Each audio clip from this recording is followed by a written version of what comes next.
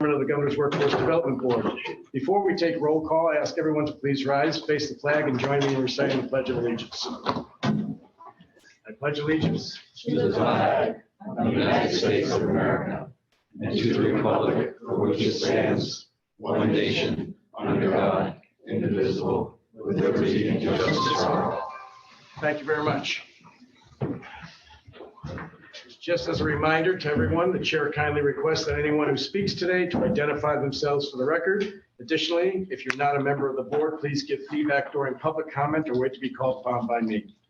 Katie, will you please take roll call, confirm quorum, and verify posting? You got it. All right, so we have Chair Anderson, Here. Vice Chair Evans, Yes, sir. Here, I'm present, here shortly. okay, all right, we have Councilman Black, Here. Jerry Merritt. We have Ryan Woodward, Here. Lawrence Montrose. Okay. David Drybelvis, Here, Cecil Fielder, Present. Robert Benner. Might be Marino. We have George Galt, he's on his way. He went to the wrong location. Tommy White. We have Leslie Mujica, Present. Maureen Schaefer. Present, thank you. Jennifer Kaiser. Lean. Here. Susan Brager. Derek Jimphy. Present. can you hear us in Reno? Lori. Yeah, we got you. Okay. Yeah, so I'll call Ed Estepona. Here. We have Rob Benner. Here. Okay. And then Robert Thompson's also up there. Here. Okay, awesome. All right, so we have Kevin Landry, Present. Lori Cauldron, Sherry Mantanona, Irene Bustamante Adams, Here. we have Crystal Slaughter. Present. Evelyn Thompson Hilbert. Present. We have Linda Parvin. Here. Michael Bol, oh, okay. Michael Bolognini. Here. Then we have Nancy Olson. Assemblywoman Monroe Marino. Senator Lang. Brittany Brown. Drazen Ellis. Gina Bongiovi. And we have Miss Jerry Merritt. I'm here. Okay, wonderful. Just in time. I'm present for draws and allows. Okay. We don't allow proxies, but we'll have you present later on for Drazen. Thank you.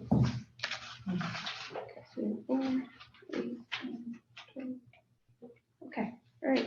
Mr. Chair, Katie Gilbertson, Governor's Office of Workforce Innovation for the record. I hereby affirm that this April 19th, 2023 Governor's Workforce Development has reached a quorum. And I further affirm that the agenda for this meeting was properly posted pursuant to Nevada's open meeting law, NRS 241030. Thank you very much. Moving on to agenda item number 4, public comments. Members of the public are invited to provide comments at this time. No action may be taken on any matters during public comments until the matter itself has been included on an agenda as an item for possible action. Public comments will be limited to 3 minutes per person. Do we have any public comments on Zoom or the telephone?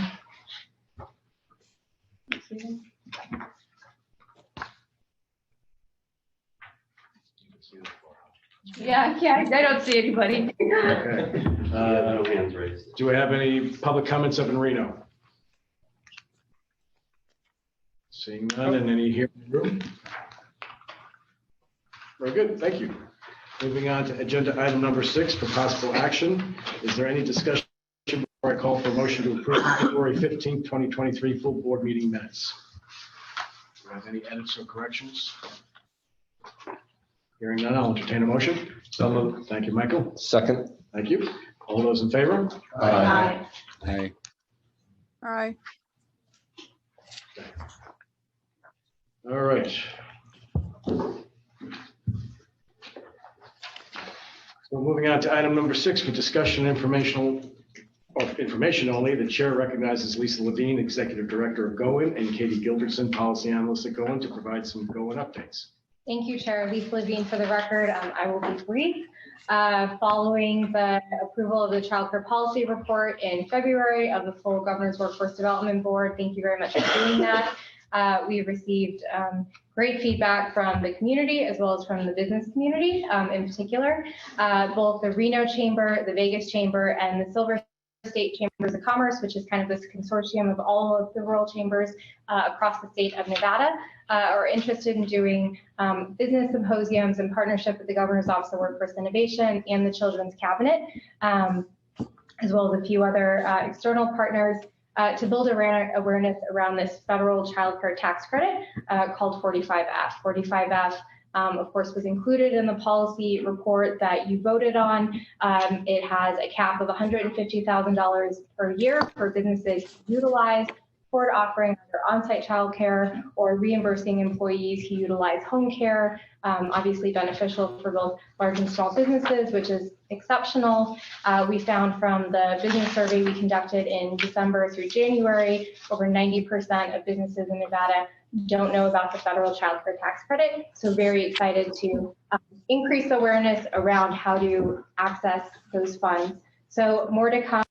We're solidifying a date right now. Once we have that, you will all be invited. And please do share with your organizations and the communities and businesses that you work with. So that's it from me.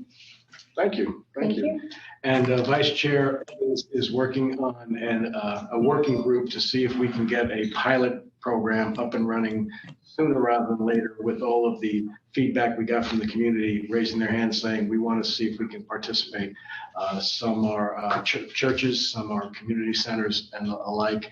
And we've also contacted KinderCare Corporate, who has 85 locations already established in Southern Nevada and several up in Reno, and they are a font of 50 years worth of information on how to go about establishing childcare that meets the varied requirements of municipalities all over the country. So we're hoping to have a working group up and running probably a month, and my goal would be to have at least a pilot program in design phase, by the fall. So we'll keep our fingers crossed. All right. I'm very excited to move on to agenda item number 7, and for discussion and information only, the chair recognizes Tamara Atkinson, CEO of Workforce Solutions Capital Area, to present the intersection of the one-stop delivery service model and childcare. And we're extremely excited to welcome Tamara, who's visiting from Austin, Texas, and made the trip just for us. Thank you very much. And rather than that, for the record, script, Jaime, you want to add some color to the introduction, please? Because I know you have raved a lot about Tamara. Yeah, just to say thank you. Tamara is obviously one of Milt and I's 550 peers from across the nation, but most notably, Tamara and I have the privilege to belong to what the National Association of Workforce Boards calls the High Impact Board. So about 25 boards across the nation get convened to help shape advocacy on the Hill and this public workforce system that we're going to be discussing today. So we're very fortunate to have her, and I'm grateful, my friend, that you're here. So thank you, Mr. Chair. Thanks, Thank you, Jaime. Tamara, the floor is yours. All right, thank you, Mr. Chair, and thank you, Jaime. I'm going to take speaker privilege just for a moment and say Jaime Cruz is one of the best in the country at what he does in workforce development. Jaime was sharing his story with me last night, and he actually hasn't been in the industry for decades and decades like I have. And yet he has come on the scene, been an innovator, and someone that those of us around the country look to as a role model. So you here in Nevada have a treasure in Jaime Cruz. So Jaime, thank you. And thank you for the invitation. So I am delighted to be here. Jerry, it's so nice to see you again. I'm delighted to be here and talk to you a little bit about childcare in the context of Texas. So I will do my best to represent the state level perspective and how childcare is integrated in the workforce system in the state of Texas, And my specialty is how it relates in the local context, what it looks like on the ground, how it benefits economic development and business, and how it benefits our customers. So I'm going to start with just a little bit of context setting. In the state of Texas, there are 28 workforce boards. 28 workforce development boards in Texas. I oversee the workforce board serving Austin, Travis County. So the state capital, of course, Austin, Travis County. And I work in coordination with my 27 peers from around the state. Give you a little bit of Austin context that we operate in. Our population in Travis County is 1.3 million people. We have over 944,000 people employed, and we're expected to grow by another 40,000 over the next 5 years.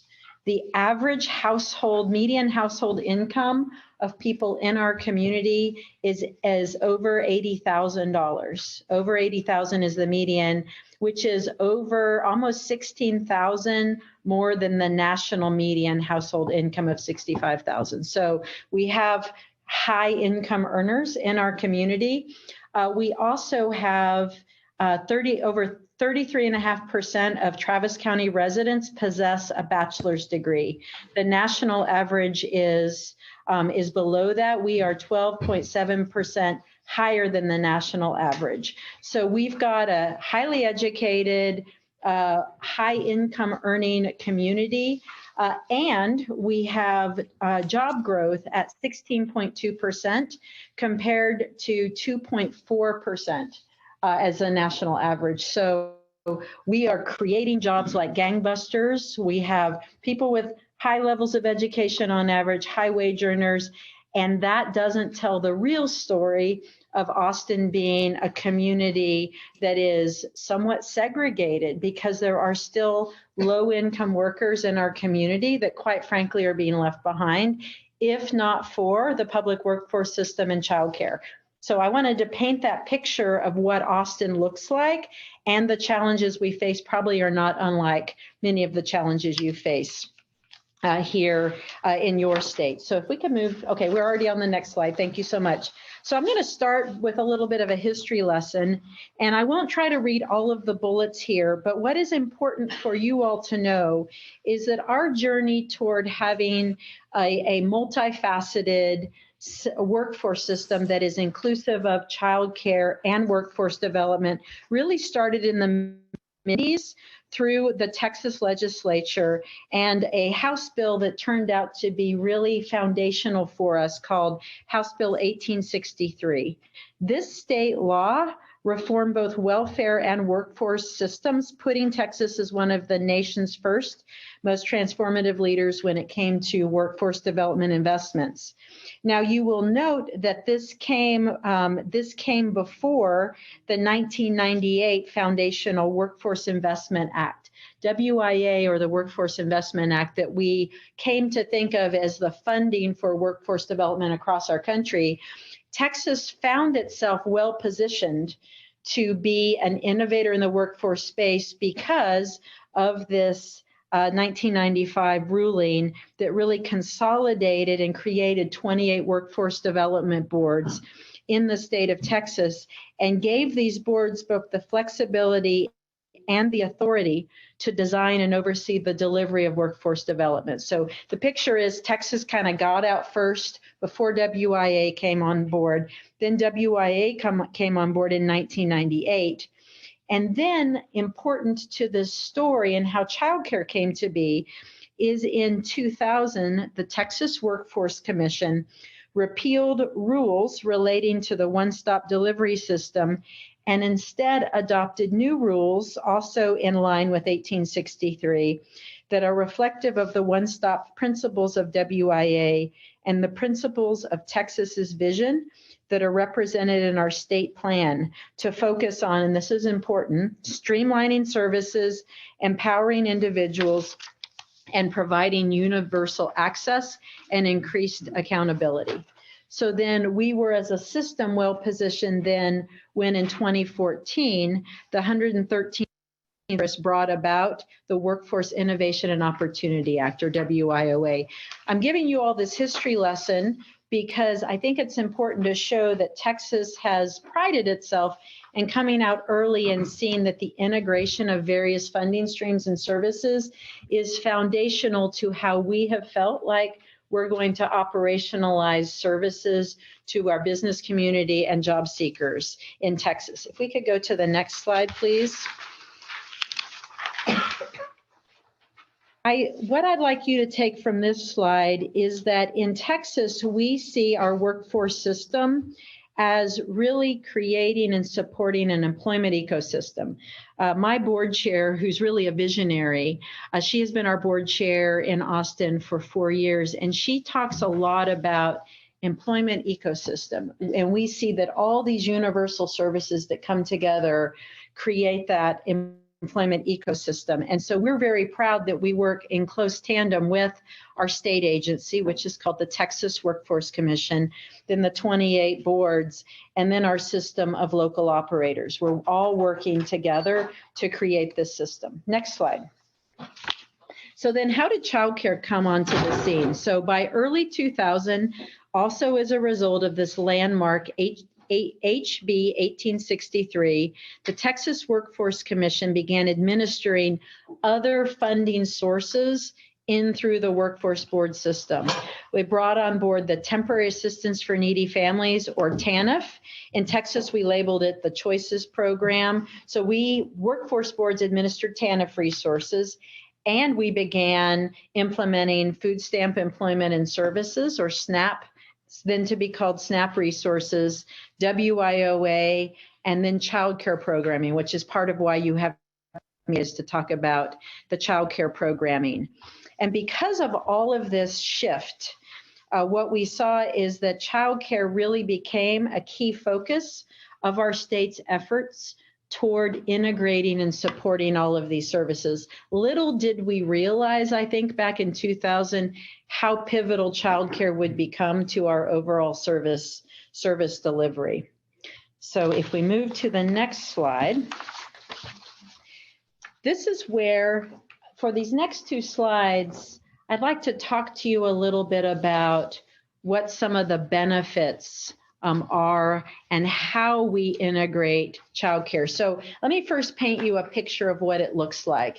If you walk into any American Job Center, or in Texas we call them one-stop centers, same thing. If you walk into any of them anywhere in the state, a job seeker can talk to someone about their job search. They can talk to someone about career training. They can talk to someone about childcare services. They can talk to someone about the SNAP program. We are literally a one-stop shop for all of those services relating to helping people find a job. And so what I wanted to distill for you is at least 4 ways that this helps meet our community need and what our board has done to really ensure that we are realizing the full benefit of having childcare resources as a complement to our employment and training resources. So one of the things that we've done is within WIOA, there are income guidelines. I'm not going to get too wonky on you all, but there are income guidelines, as you all probably know, that dictate whether someone can receive WIOA. Well, there is actually the provision to change those income guidelines as long as the board of directors votes. And we changed our income guidelines to align with 85% state median income, which is the eligibility criteria for the child care program. Why did we do that? We wanted to make access more seamless for our customers to both child care services and all the benefits under WIOA. So it was about how do we not make people jump through different hoops. So we aligned income eligibility so that there could be a single application for enrollment in our system that then unlocks the potential of all these different services based on what a person needs to fulfill their individual employment plan. Secondly, by way of the way our centers are physically set up and our services are integrated, there is an opportunity to have two-way referral process between workforce programming and childcare programming, so that if a person comes into our facility, our system, either virtually or in person, and they are presenting because they say they need help with childcare in order to go to work, we're going to go through a process of discovery with them to understand what is their current employment situation. If they're employed, do they, at what level are they working? Do they have ambitions to pursue additional career growth? And we're able to right there on the spot together bring those mix of resources together to complement our job seekers and our workers' needs. Tamara, just to be clear. Yeah. This alignment with services is not just childcare, it's everything. Absolutely, thank you. We're focusing on childcare in this discussion. Correct. And I'm happy to talk about the others for the purposes of this. I did talk about that, but you're absolutely right, Mr. Chair, that it's about when people present, we have so many other resources within our integrated system that it's a little bit of a constant journey with our staff, but we try not to talk in program jargon. We try to come at it from a service orientation. What is it that a person needs? What do they need now? Sometimes, again, someone presents and they say, I really need to go to training. I need to go to training. And through the process of discovery, we realize actually they need some immediate income to stabilize their home situation. So we may help them find a survival job or a job, help get them stabilized. Then we can come back and put them in training and align childcare concurrent with the training. So it's about how do we bring all those resources around people. And then later in my slide deck, I'll talk about the resources that we oversee. And over 20% of my budget comes from non-federal funding sources because we have positioned ourselves as that hub in that employment ecosystem. So we have investments from multiple sources to augment and complement the services that we're able to provide. The third bullet on this slide says it allows for apprenticeships and training opportunities for individuals wanting to go into the field. So I kind of talked about that oftentimes someone may present saying that they want to go into training, and then almost their next sentence is, but I'm not sure how I'm going to cover childcare. One of the things that, and so we can address that. One of the things that I'm really proud of, one of my first actions as CEO, when I became CEO 6.5 years ago, is I helped lead our board through a policy change that recognized a new priority group for who can receive childcare. So in Texas law, there are mandatory clients who receive childcare first, such as if a person is coming out of if the parent is in the foster care system, their child or a child who's in the foster care system is a priority. A child of an individual who is homeless is in the priority. So there are priority groups. And in Texas law, there is the opportunity for a workforce board to set and designate what's called priority group 3 or PG3.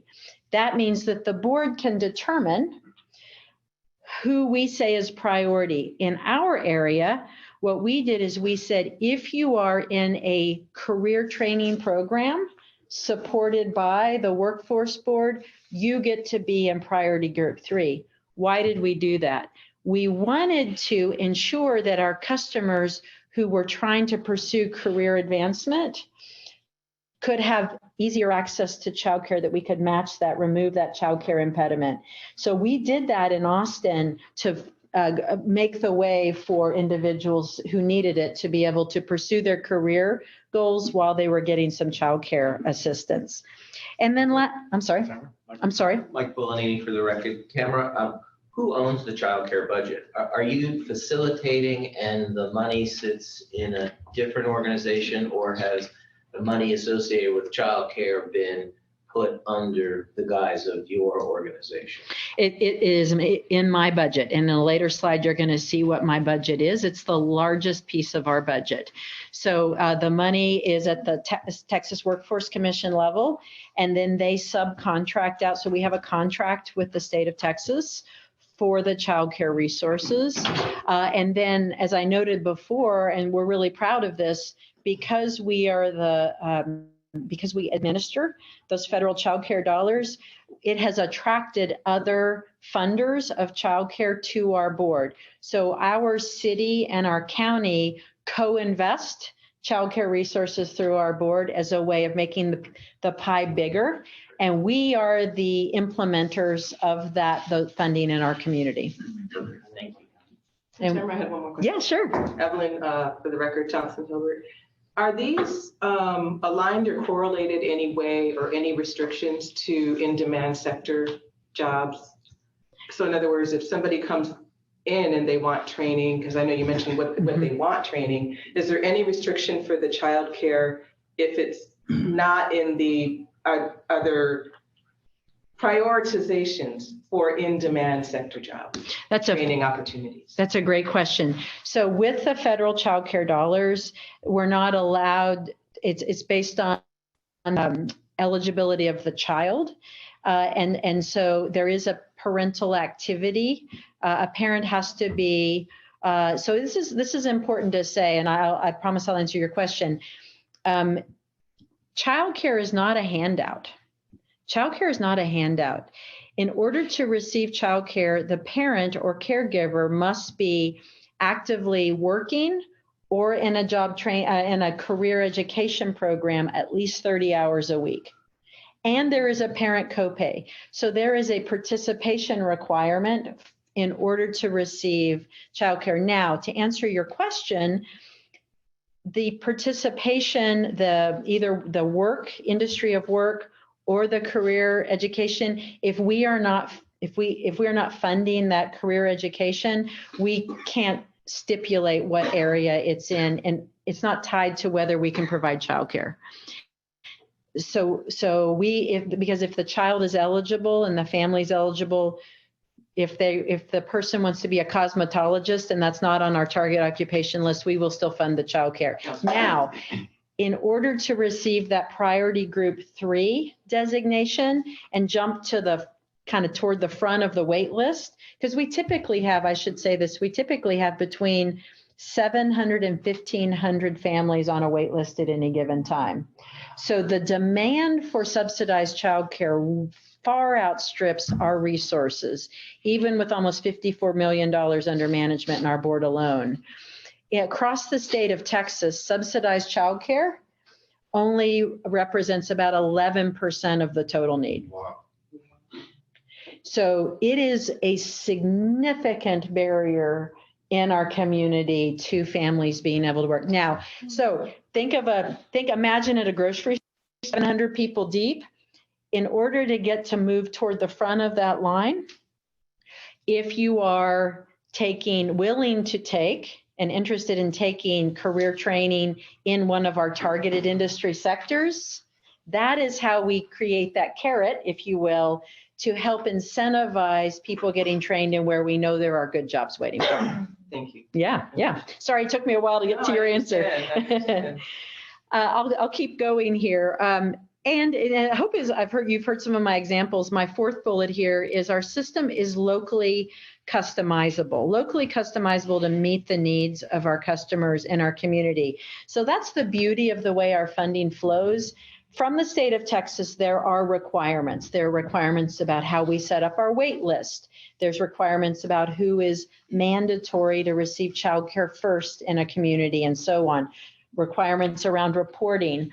But Texas is, we are unapologetically proud of our local control, and boards have a lot of autonomy and authority within the guidelines set by our state to really reflect our communities. And so we as workforce boards have fought to keep a level of local control over making sure that we can meet the needs of our communities through our boards of directors, through our local elected officials. And so while the state structure of childcare may be consistent across the state, different local areas will be responsive to their area's needs. All right, next slide.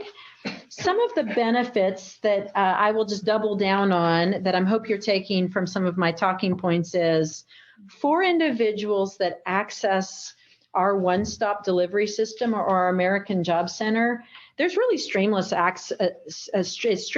access services so that we don't have to say to a job seeker who needs childcare, go to another office and maybe you're eligible, maybe you're not. We're in our own house, under our own purview, under my authority as CEO, I can see that there is that connection. And that relates to the second item there, the 2-gen approach. I'm assuming all of you have heard of this term before, but it allows us to really look at the whole family. We can meet the needs of a child in receiving quality early childhood education. At the same time, we can address and meet the needs of the caregiver or adult or parent who's caring for that child so that the whole family is lifted up in the process. It's a real benefit, we think. I mentioned already, boards have a lot of flexibility. We can include our customers as priority group for childcare for those enrolled in funded training. I've already talked about that. I think that's a tremendous benefit and value.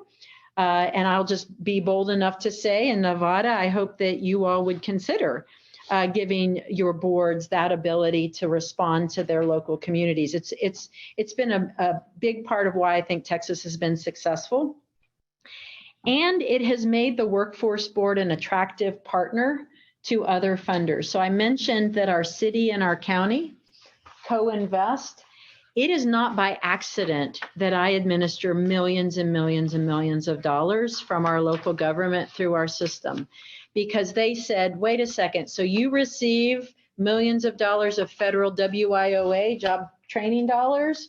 Why wouldn't we invest our general revenue, local taxpayer dollars, to augment and build upon what you have? Yes, you should. Similarly with childcare, by administering all this federal childcare and infrastructure, the system set up, when the city and the county, whether it's with stimulus funds, with ARPA funds, or whether it's their discretionary general revenue funds, they have been investing in us for more than 20 years. More than 20 years we've been administering childcare dollars. So we become a magnet in the community as that employment ecosystem that I've talked about. Okay, next slide. Pardon me. Yes. Ken Evans for the record. And before you leave that, I was trying to patiently wait. In addition to maybe the public sector dollars you're attracting, do you draw any private sector dollars as well? Very quickly, like if there's an industry, to Thompson Hilbert's question, if there's an industry that's high demand, would they not have a vested interest in your ability to cut down on the waiting list or help with the priority list? That's a fantastic question. The answer is yes, we can receive private philanthropic, private dollars. We are set up to do so. We have done so. It doesn't currently constitute a significant portion of our budget, but I'll tell you the why. The why is because we have had so much work in the last few years that my ability to fundraise in the private sector has been somewhat limited. But we have been very attractive before, and I guess I'll brag a little and say that when we have had private philanthropic dollars, business dollars in the past, they have come seeking us out. Google came to me several years ago and said, I want to invest in what you're doing. It was unsolicited proposal. JP Morgan Chase, Bank of America, they come to us and they say, we want to be part of what you're doing because you have the system to administer our dollars, and we want our dollars to fill in gaps that the public funding, where it leaves gaps, because sometimes there are gaps. I'll give you an example of a gap where we actually had local government step in. Before COVID, there was a rule in the child care funding that you couldn't provide childcare to someone who was looking for work. Because remember, I mentioned that there's a participation requirement of 30 hours a week. Well, the catch-22 was parents will say, well, I can't get a job until I have childcare, but I can't, but I can't really look for a job and accept a job. And so that parents were caught. So I went and I asked our local government, I said, would you help fill in the gap? Would you provide a minimum of 3 months of childcare support for someone that looks eligible? They are eligible, but they need a runway to get a job. Would you fill in that gap? And they said yes. I also asked philanthropy and local government dollars Would you also fund a gap that if someone loses their job, they don't have to automatically lose childcare, but we could fill in a gap? Now, there were some recent changes in recent years in the federal childcare rules that fills in that gap if you lose a job. But before that existed, we were able to bridge that. And that's the work of a workforce board. We are problem solvers. We are problem solvers coming in and figuring out how to make all these pieces work on behalf of our, thank you very much. 30 minutes left? No, 15. 15 minutes left. Okay, I better hurry it up. Okay, so let's get to some of the barriers. So lest you think it's all sunshine and roses and kittens, there are challenges to this. One of the challenges is sustaining systems to keep up with the funding.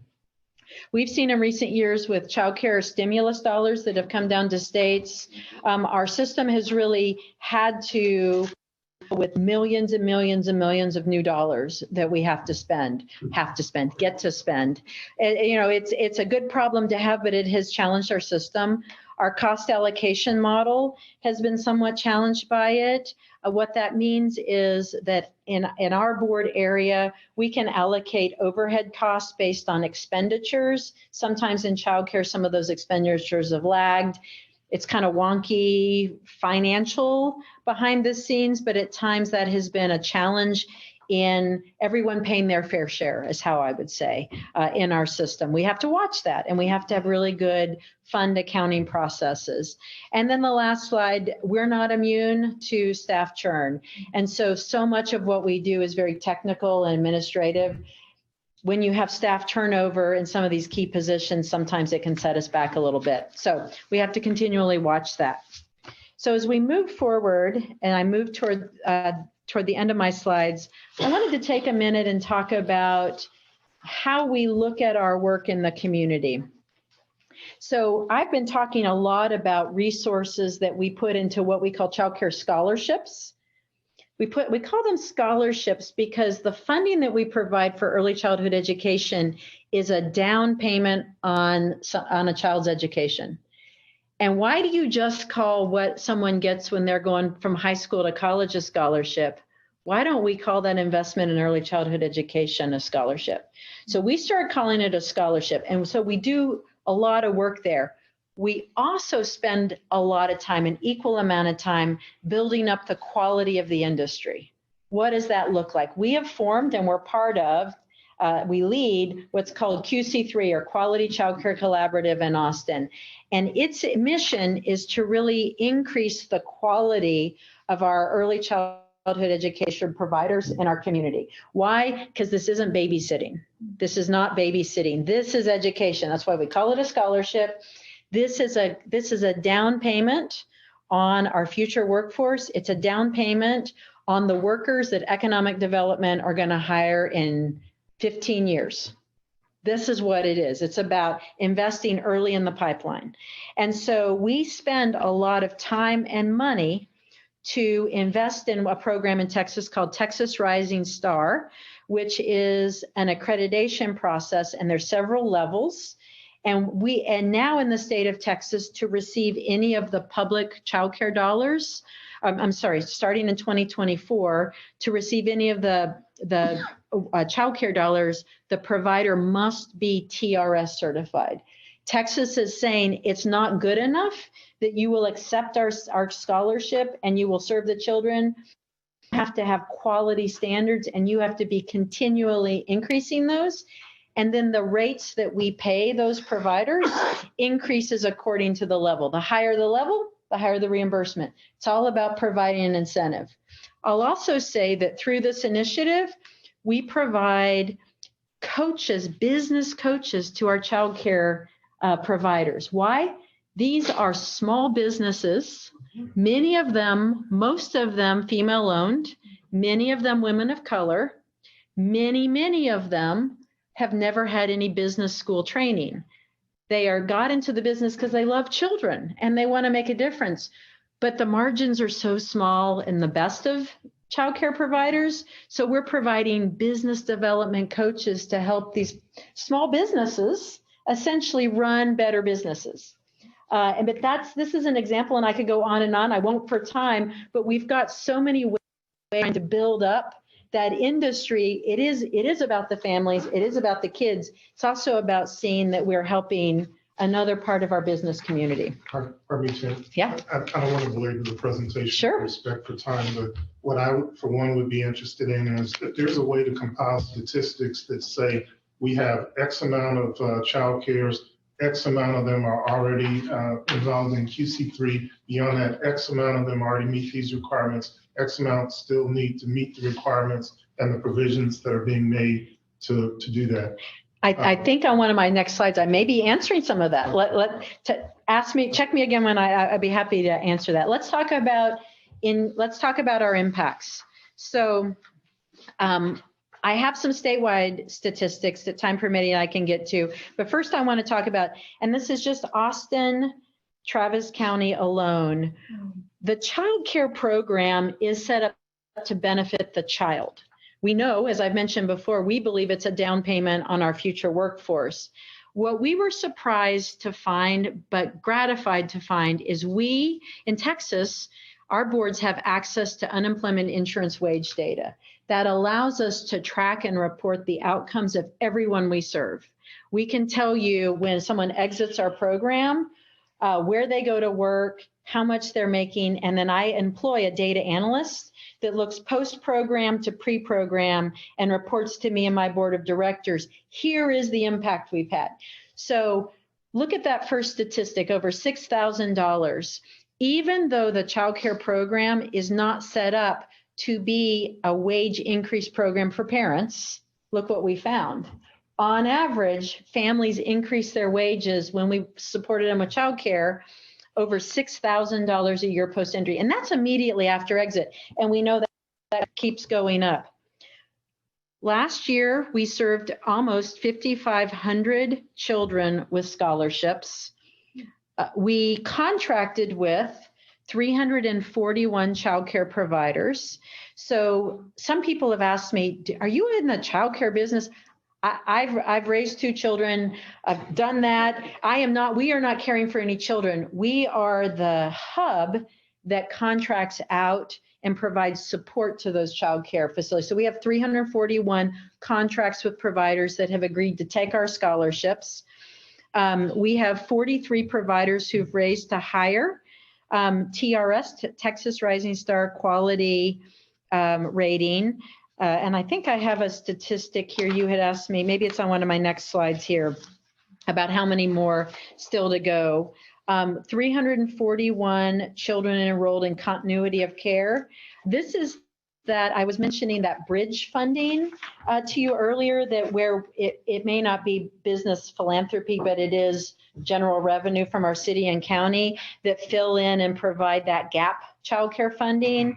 We were able to show that 341 children received care there. And then I am so proud of this last statistic. It may be one of the smallest statistics next to the 43 on this slide. Let me tell you really quickly what Jeanette Watson is. If you didn't know it, in the state of Texas, the average hourly wage of a child care worker, $10.87. $10, that equates to $22,607 a year. That is, these are the workers caring for our most vulnerable citizens. And so what we did in our area with discretionary funds, city, county dollars, and private philanthropy, we created a fund named after an advocate in our community for early childhood education. Her name was Jeanette Watson. And with this fund, we intentionally augment the salaries of childcare workers who are continuing their education to get an associate's degree or bachelor's degree. So what we say to the worker is, if you invest in our kids and you're going to stay and you want to increase your skills to be a better teacher for those kids, we're going to invest in you. We augment their salaries to demonstrate that they're the professionals that we know them to be, and to thank them for caring for the kids. It's a down payment on our future. I can't say that enough. Down payment on our economic future. All right, next slide. This I think will be one of my last slides. A lot of numbers on here, a lot of numbers. Yes. Mike Polanyi for the record. A question on the 341 child care providers. The rate that the scholarship you provide copay, does that match what their actual rate is for somebody who is not getting assistance? But so an individual like myself, if I wanted to put two children in one of these, are they receiving the same amount of money from me that they are between the copay and the scholarship? So the answer is, and actually this next slide is going to speak to some of that, but let me answer it directly. Thank you for that question. The answer is yes and no. It depends on the provider. Largely speaking, the market rate, that's what you're speaking to, and the subsidy rate often don't match. But I asked my team to do an analysis recently, and we're at about 50-50 actually now, of we're paying at or sometimes above the market rate versus other providers where we're paying under the market rate. So it kind of depends on the provider, honestly. I think in some cases, some of our providers aren't charging enough, which is why we're not paying them up to the market rate standards. The state of Texas contracts with the University of Texas annually to conduct a market rate survey. And so the state uses survey. It says, for your market, here is what the market rate is. Our board pays the maximum we are allowed to pay per the rules. So we're paying as much as we can, but in some cases there's a delta. And is there, in your particular geographic area, is there a shortage of child care providers? Yes. Okay. So, and this is more a question I have, is so why would, if there's higher demand, why would somebody who has a business take a rate from the Workforce Development Board that's less than what I'm sure they have a waiting list, less than what they can get market rate? How do you incentivize them to say, I'm not going to take these 5 kids at a higher rate, but I'm going to take these that are receiving the scholarship and copay? So I've asked that very question myself. In other words, why would anyone do this if they potentially can lose money? Here's what I've heard from the directors of these programs. They say, for many of them, it's mission driven. They want to serve the community and they want to give back. 2, they want to be able to attract diverse customers and children in their centers. They don't only want to cater to the elite. They really value and understand diversity. 3, we offer a lot of benefits to the providers. So we have the Jeanette Watson, that wage subsidy. We put on training symposiums for continuing education for directors. We can buy equipment for the child care providers. We can send their teachers to professional training. There's lots of off the book, so to speak, just relative to revenue that you provide. And that small business coaching I mentioned, they take our subsidies, they're eligible to receive that. So there's a lot of fringe benefits. I don't know if that's the right term for it, but add-ons that aren't reflected in that market rate. Brilliant. It's about all the carrots that you can provide, all the carrots. Yeah. I'm sitting here, that clarifies that very much, and very creative way to accomplish that. Thank you. Yeah. All right. So a lot of numbers on this. I'll just call your attention to, we've broken down on this top row a little bit more about our number of children per day that are served. So the way the state of Texas measures us is on looking at average number of children per day that are served. So we break it down and we look at our numbers around those who are income eligible. You see that's the largest percentage. I thought you might find this interesting. Almost 250 were income eligible in children of parents who identified as being homeless. And mandatory, that 480 mandatory means that they were, I mentioned that there's priority group 1 and 2, they fall into that foster youth, parenting, foster youth, homeless, other mandatory. And then the 621 from the city county funded. I've already talked about how we aggregate the resources. I believe there was a question about what's the average income. Sorry, I think you asked about in that. This is what we're looking at for the TWC funded is the 2,500 is the average monthly income of families receiving versus with our city and county and philanthropic dollars, it's a little less than $2,000 a month is what we're seeing. Then you can see the parent share of cost. So I talked about how there's like a copay So parents are putting in a share, and the parent share of cost is based on their monthly income. So we toggle it up or down based on the income of the family so that it's not an undue burden. And then this shows the average scholarship paid for depending on per month what we're paying in that scholarship form. And so this is an average, and so you can, if it's an infant, it's going to be more. If it's a 4-year-old, it's less. So it toggles based on the age of the child. If they're part-time, full-time, there's a lot of variables. If it's home care versus facility care, a lot of different variables there. I've often said that managing a child care program is a benefit, but it's sometimes from the finance perspective, it's like trying to fly a jet airplane through the eye of a needle. There are so many variables, you have to be so precise in it. And we have perfected in Texas that system of administering all those variables to have accurate predictions and financing. So, okay, let's turn it to the last page. Jaime thought it might be interesting for you all to see a little bit more about how our budget breaks down. So I'm going to let you guys behind the curtain. This is my budget right now. My budget is almost $83 million is what I administer through my One Workforce Board in Austin, Travis County. Just take a look at how much childcare represents of our budget. It is a significant part of who we are, what we are able to do in our community. This other line that's $19 million, that represents our city and county funding. Our city and county have contracted stimulus CARES dollars, CARES Act, ARPA dollars, and general revenue. That is that money right there. And make no mistake about it, the reason that the city and county find us attractive, we deliver, we're accountable, but they know their money is leveraging federal dollars. Their dollars are leveraging federal dollars because federal dollars can be matched and more federal dollars can be drawn down when you have a non-federal match. So we, by and large, we're able to draw down 50 cents in additional federal dollars on every one non-federal dollar we spend in childcare.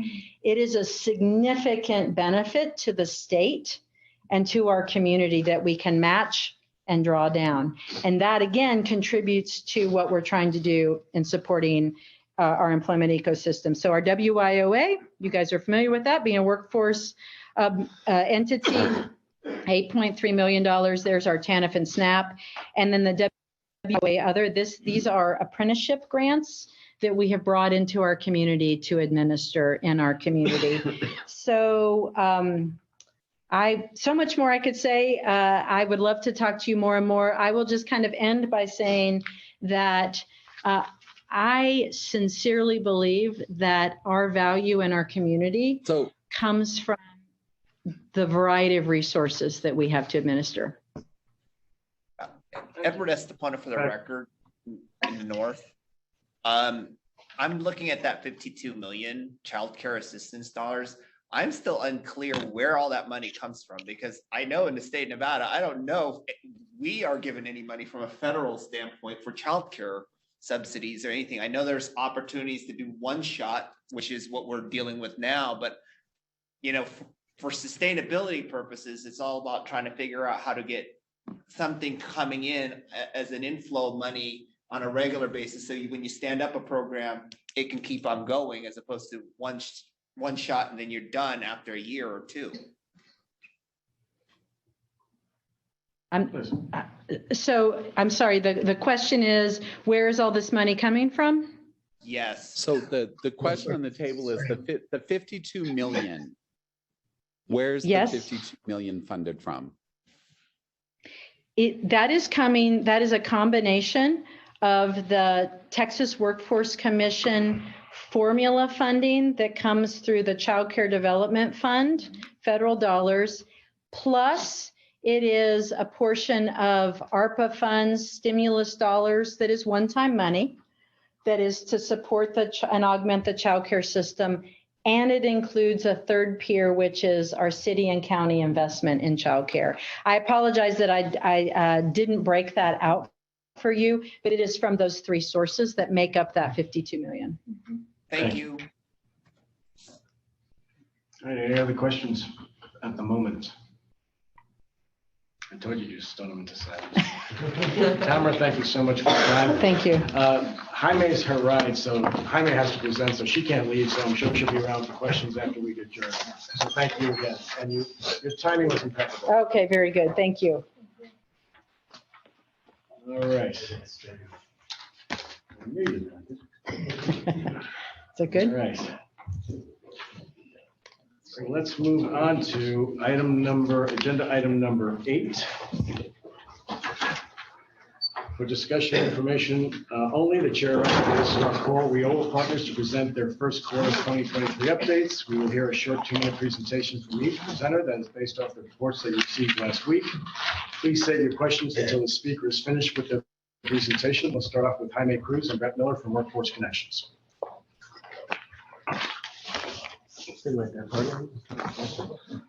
Thank you, Mr. Chair. Jaime Cruz for the record. If I could ask, yep, there we are. And so I won't go through the whole report. Obviously, you have our quarterly report in front of you and would be glad to answer any questions. But as requested, we just brought this one slide to highlight for you that, again, we took several of the board members of Workforce Connections and members of our LEO consortium. And some of them are here. I know our chair, Jerry Merritt, Mr. Anderson, Councilman Black, who's on the phone. And I think it's something, as Tamara said, it's really important, I think, to be exposed to what's going on in other parts of the country. And I think that's why my peer Tamara is here today, because Hugh saw some presentations and said, I want to know more. And so I really encourage any of you who want to learn more. This is kind of how you do it, by interacting with your peers from across the country. The next thing I want to show you is an output from our industry sector partnerships. I think some of you are aware that last year we stood up 7 regional industry sector partnerships in Southern Nevada. I know that's happening now this year. It's begun to happen in Northern Nevada, as Milt will probably share with you. They were fortunate to be granted the Good Jobs Challenge, which will sponsor standing up their industry sector partnerships for Northern Nevada.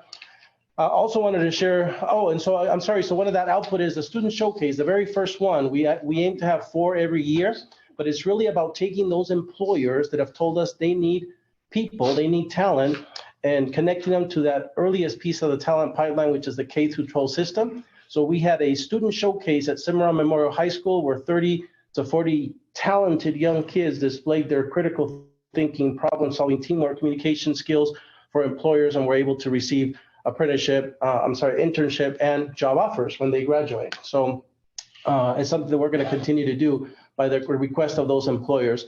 Next, you'll be seeing soon a campaign on buses and transit stops across Clark County, Southern Nevada.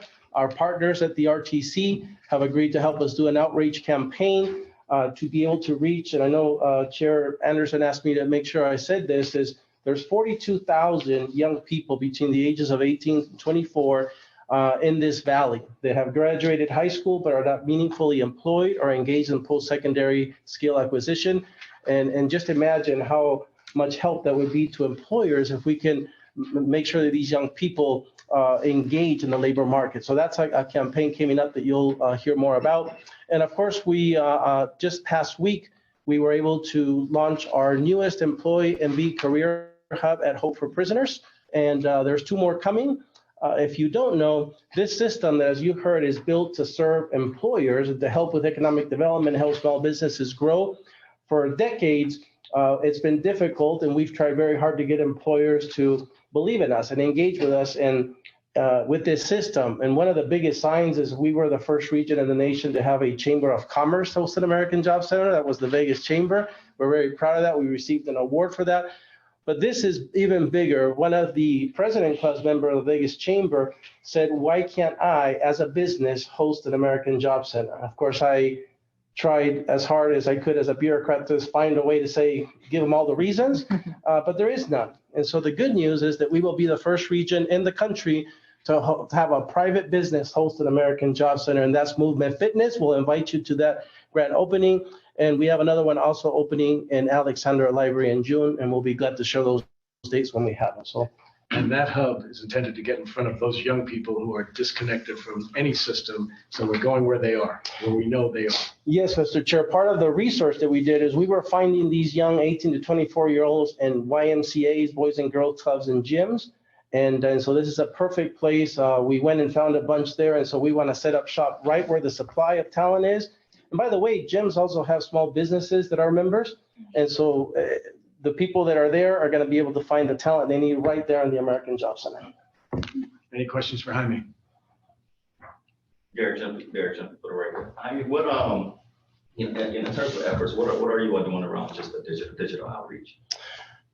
Meaning IT or broader? And social, Yeah. digital channels. So I would, so again, sorry for the clarification, trying to tell this story in a digital way or more mediating the digital gap? More so, instead of kind of the physical spaces. Gotcha. Around digital channels. Gotcha. Maybe TikTok, maybe. Yeah. So how do we, I think the question, how are we using the social media platforms or today's outreach channels to propagate the message and make sure that these services are available to all? That's the question? Great question. So again, we are relying on the newer generation because I don't know how to TikTok. I still think that has something to do with the clock or something, but so we have been very, at least at Workforce Connections as a board, we've been very intentional with our social media. All these things that I've told you about, if you follow us, you'll see them announced. All of the stuff I've talked about. Just this morning, we've recorded an episode of our podcast. Until last year, I didn't know how to podcast either, but now I can podcast, Mr. Chair. So I know you've been my guest, and I would invite any of you who want to be on our podcast. And so those are some examples how we're trying, being not experts, we're trying to digitize our message and places that we haven't been before. So that's Facebook, YouTube, Instagram. Twitter, LinkedIn. Okay. Again, TikTok. Our youth program is on TikTok and now YouTube with the podcast. So I would call on this board to, whatever social media you frequent, to follow Nevada, Workforce Connections. And when you see them pop up, recirculate among your universe of contacts, because that's how we're going to get the message out consistently. Because I'm a firm believer in the Butch Cassidy and Sundance Kid approach. Who are those guys? Yeah. They keep coming at me, and so these young people are going to be found. This is Susan Brager. May I ask a question? Please, Susan. Thank you. Do you look into things like Project 150 that has our homeless youth, to where we have a lot of organizations that work to help them with food and lodging in regards to the workforce part of that? Yeah, through you, Mr. Chair, the short answer is I don't believe we're connected directly to Project 150, but we'll be glad to. If you want to connect us to them, we'll be glad to make sure they know how to leverage our resources. Okay, thank you very much for that. Thank you. Thank you. And Derek Jumpy for the record again. And the reason I asked the question, my team was doing some research today and found out that 2K and NBA 2K has an average of 2 million players they log in every single year. Predominantly male between the ages of 18 and 36, right? So, and what that tells me is, these individuals, they're probably at home playing games. Mm-hmm. They're probably at home on their phones in the digital. But I fear that investment of the resources in the physical might not, the return that we're looking for. We might get a return, but that's maybe the ROI might be greater in the digital than actually in the physical in today's age. Mr. Chair, through you, I'm sorry, I would love to hear any ideas you have in that regard, because today as I drove by the Luxor, one of your properties, I saw, the eSport Capital Hub. And so knowing that gaming, all that, I would love to hear from you how we could do. I think you just got volunteered. Yeah. So yes, if you would connect with Jaime just to educate a little more on what those possibilities are, and maybe we can discuss it next month at the next meeting. Great. Thank you, Jaime. Thank you. And Mr. Chair, I do have to take her to her hotel, airport, all that. So. All right. Okay. Tamara, thank you again for Thank your you. presentation. Thank It was you. wonderful. Thank you very much. Thank you. And we know where to find you. You so do. thank you again. Happy to answer any follow-up questions you all may have. Thank Thank you. you for making the- Y'all may have, I should say. Y'all. We can say y'all. That's right. Thank you.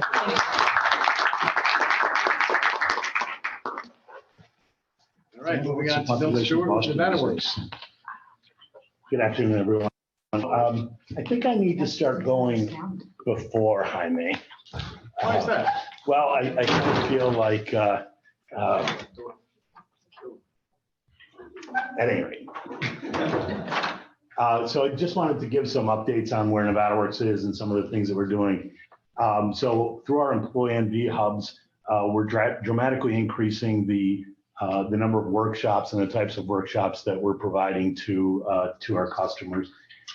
Resume writing, job interview, job fair tips, how to work a job fair, those types of things are what we're really getting on a regular basis, particularly at the Comprehensive Center in Reno, so we can start to build up that the attendance and the impact that those make.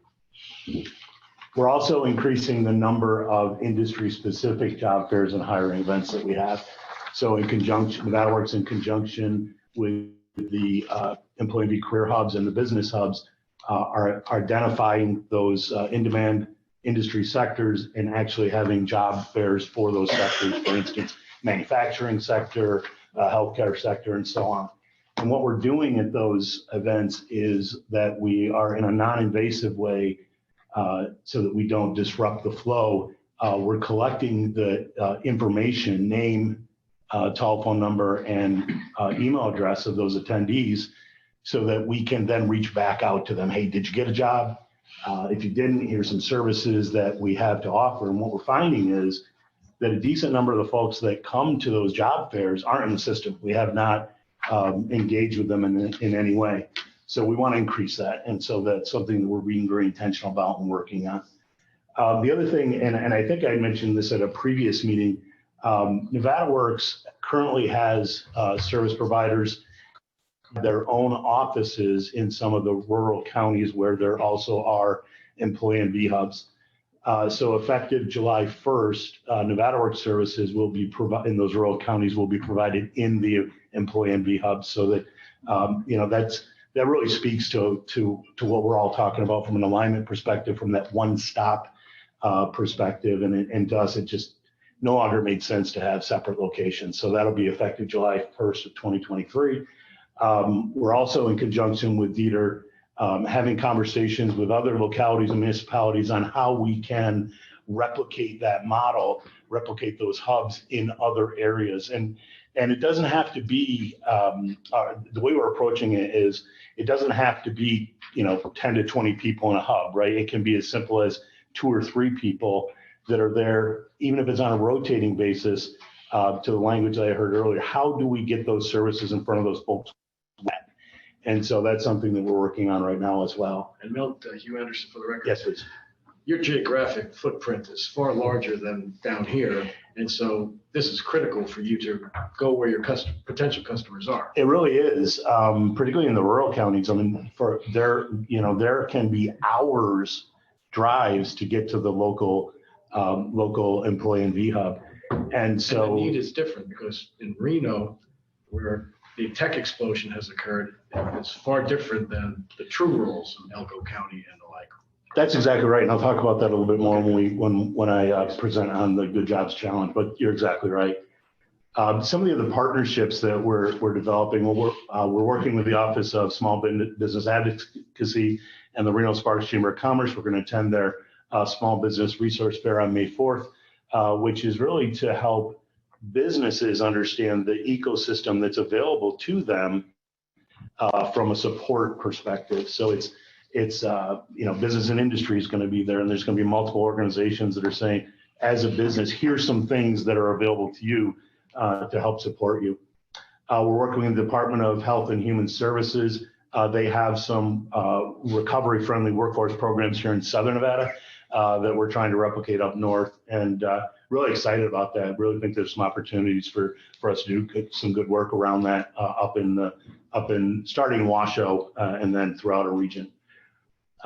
We introduced the Reno Works program, which is a homelessness to self-sufficiency program that the Volunteers of America up in Reno are responsible for, and introduce them to the hubs. And it's sometimes surprising, even in our locality, even in the city that we're in, there are other organizations who don't even know these things exist.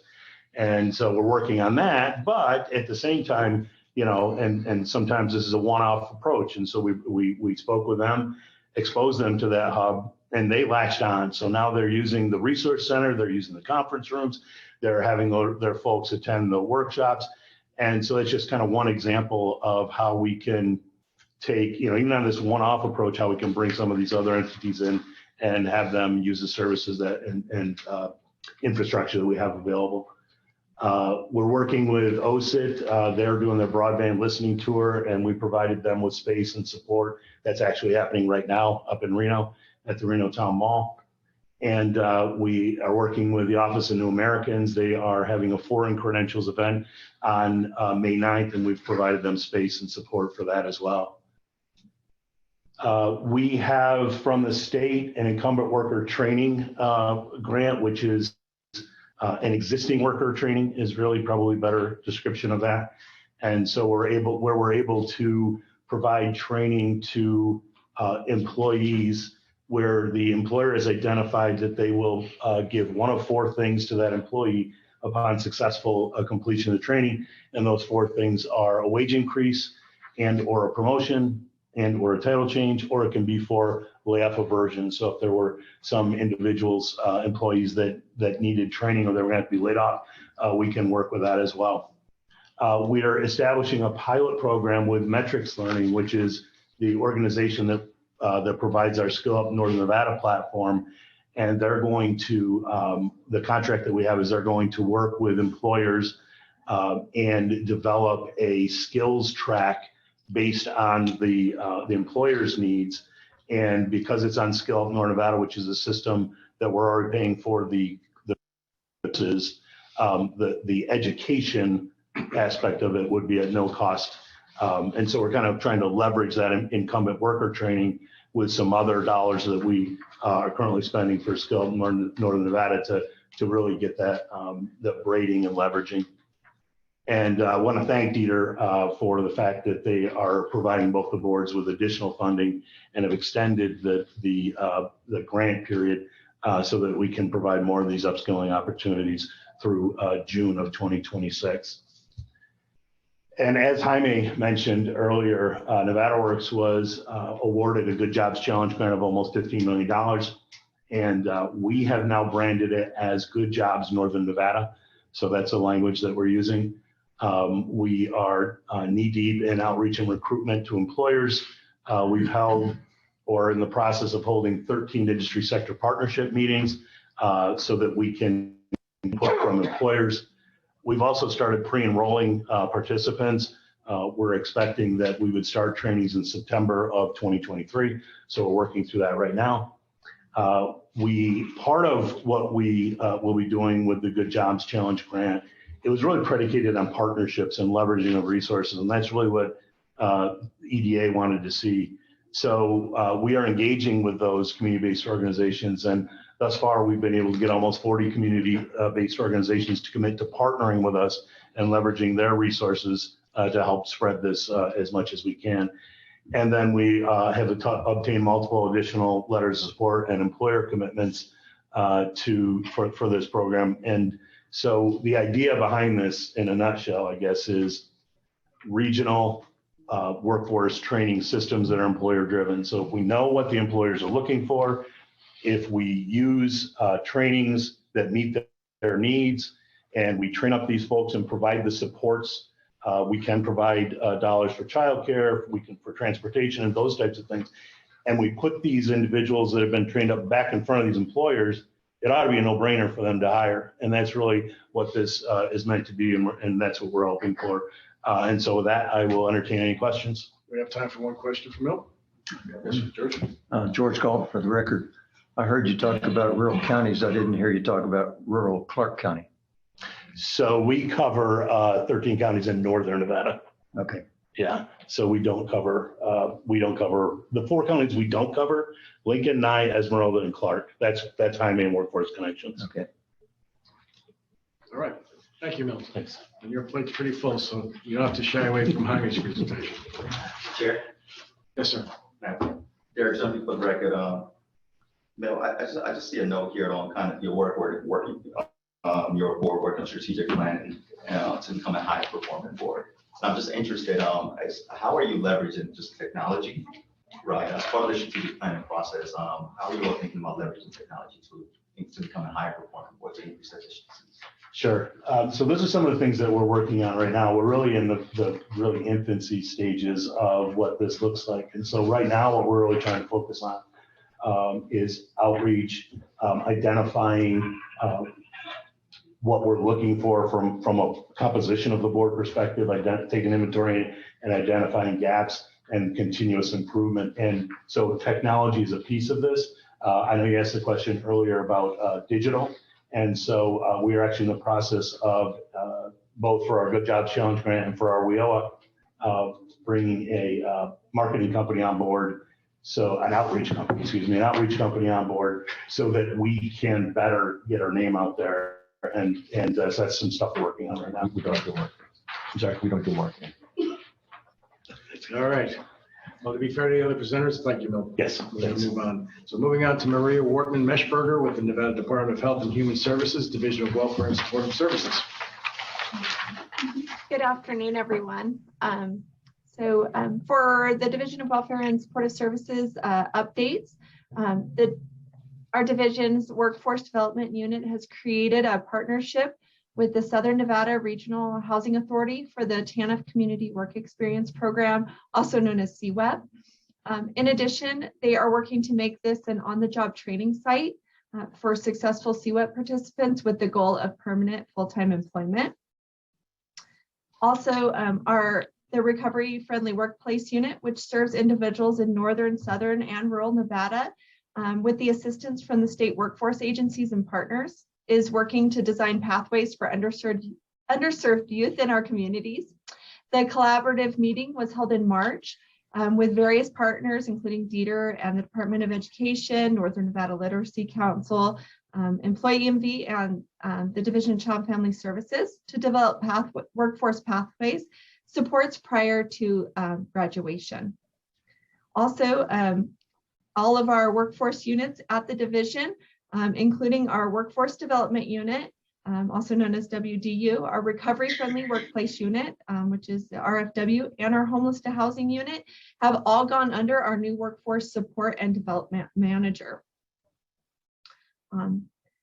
For some of our program initiatives, our Homeless to Housing Unit and the Recovery Friendly Unit are working together to continuously foster and expand partnerships with community-based organizations that address homelessness in our communities.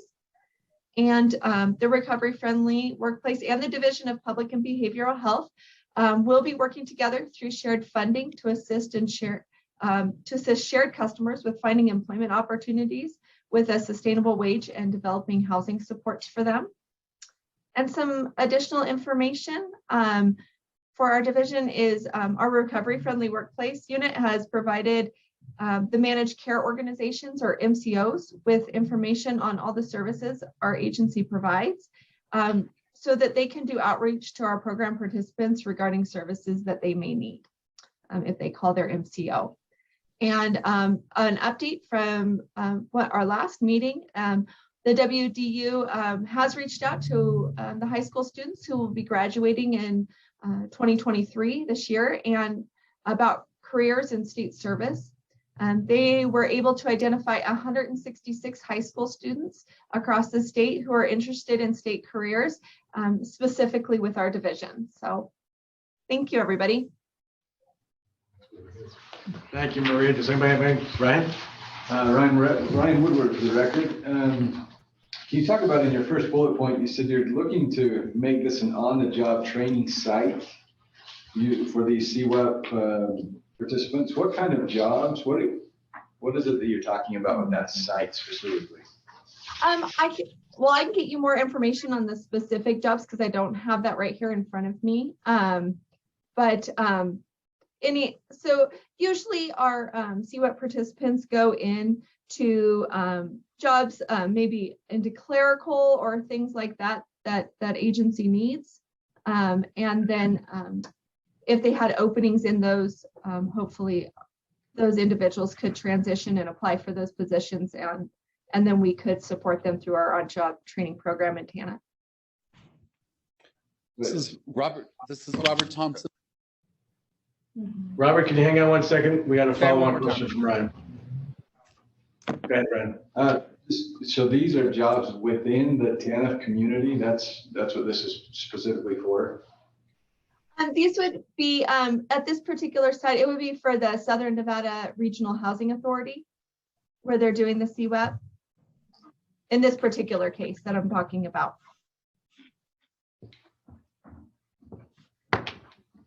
Robert, you had a comment? No, Chair, I have another person in the audience there, Mike Yoder. He had other specific information. Maria had stated she'd have to get back to you. If you wanted to call Mike forward, he could answer some of those more detailed questions. Thank you. Mike Yoder for the record. I can answer your question. We have 7 TANF recipients that we've recruited for positions with the Section 8 program. And Can you come up to the table so that everybody can hear you, make sure the North can hear you? Sorry about that.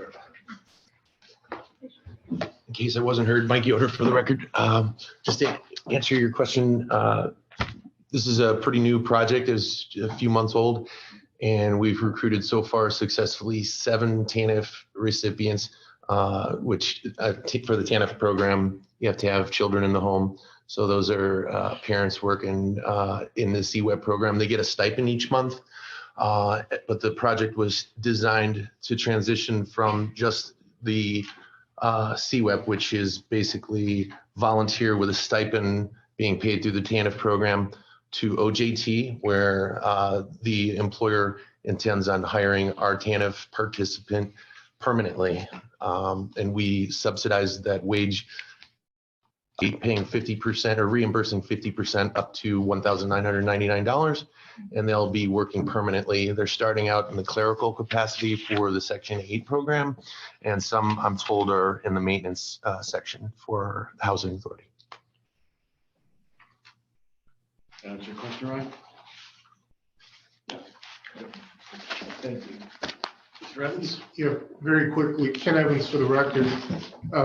You may have to research this. I'm interested in the longitudinal statistics for looking ahead 6 months, a year, 18 months after completing your program or as they're progressing through your program. How are we doing as far as employing people? And then are we employing them in livable situations? Again, I'm not looking to get that information now, but I'm just planting a seed with everyone that looking for that kind of longitudinal information on an ongoing basis. Mr. Chair, we have a question from Irene Bustamante-Adams. Please.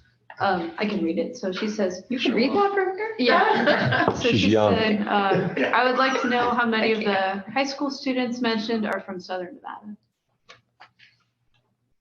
Maria, did you hear the question? I did, and I think Mike may have that answer as well. He might not off the top of his head, but if Mike Yoder for the record. Let's see.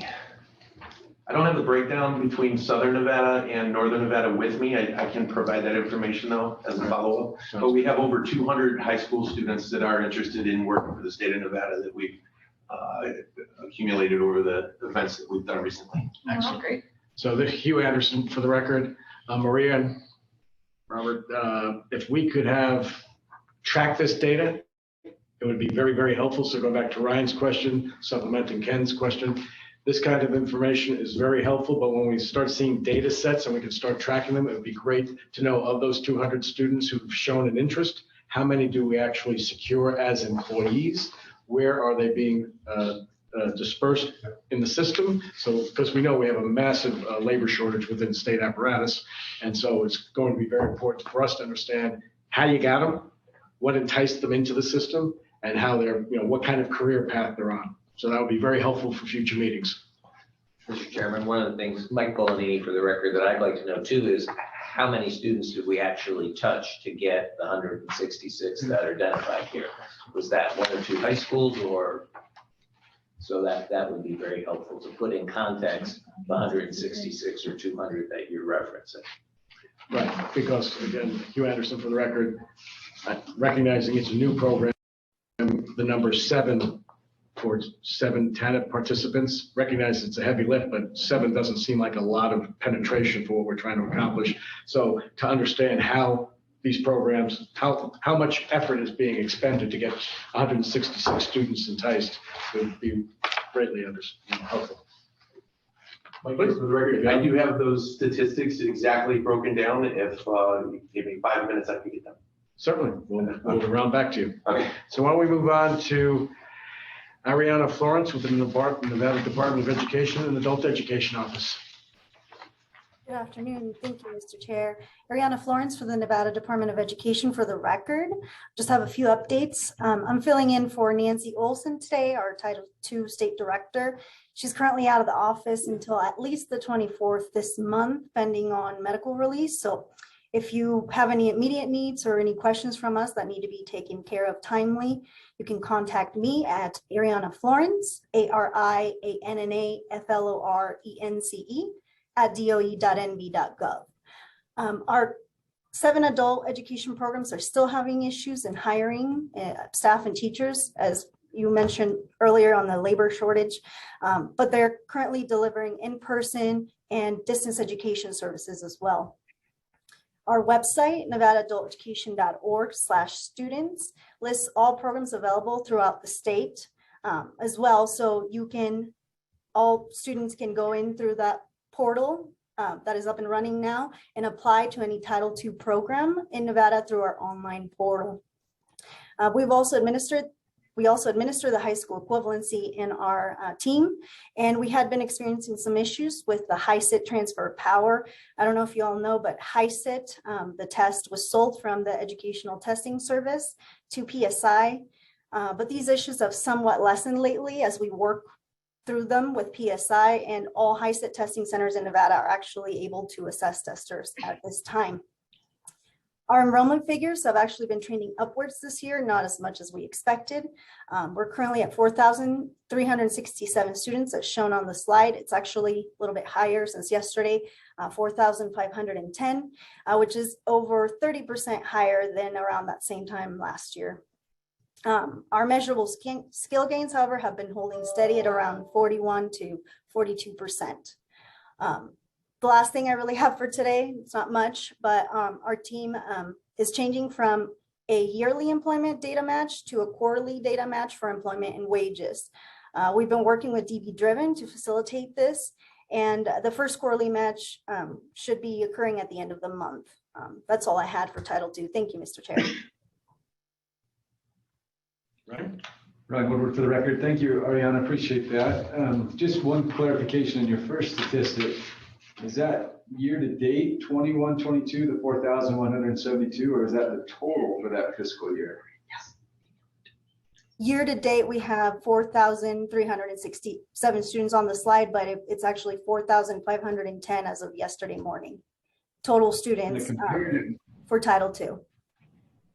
The comparative number for 21-22 of 4,172, is that for the same time period, or is that the total for that entire year?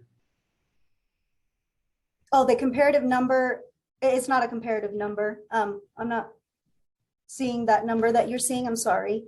We have 4,510 students, which is 31% higher than last year. I don't have the exact figure. I think it was 3,441 students last year total at this time last year. So at the same month. So when you're on the page that we have, do you have the paper that we're looking at? Where it says FY 21-22, there's a number of 4,172. Gotcha. Yes, that is the total number for last year at the end of the year. That's correct. Okay. And so at this point already, we're at 4,500, 30% above that. It's 31% is actually just compared to the same time last year. Okay. And what is the target growth? If we're up 31%, which seems like a pretty good number, what is the target increase that we're hoping for? We were hoping for at least pre-pandemic levels, which was around over 6,000. but we're not going to meet that. We're not going to get to that level. We foresee having a little bit over 5,000 to 5,500 students at the end of the year. Kevin, you had a question? Yeah, Kevin Larry for the record. So you're at 4,500 today. You're going to be at a little over 5,200 by the end of the year. When's the fiscal year end? June 30. Okay. All right. And you have NA for your targets for F1 21-22 and FY 22-23. Do we not know our targets? You don't set them, or is it a hope? What's the number mean? Yeah, that's correct. Why isn't there? We do not set them with our federal regs. Okay. We only set outcome targets.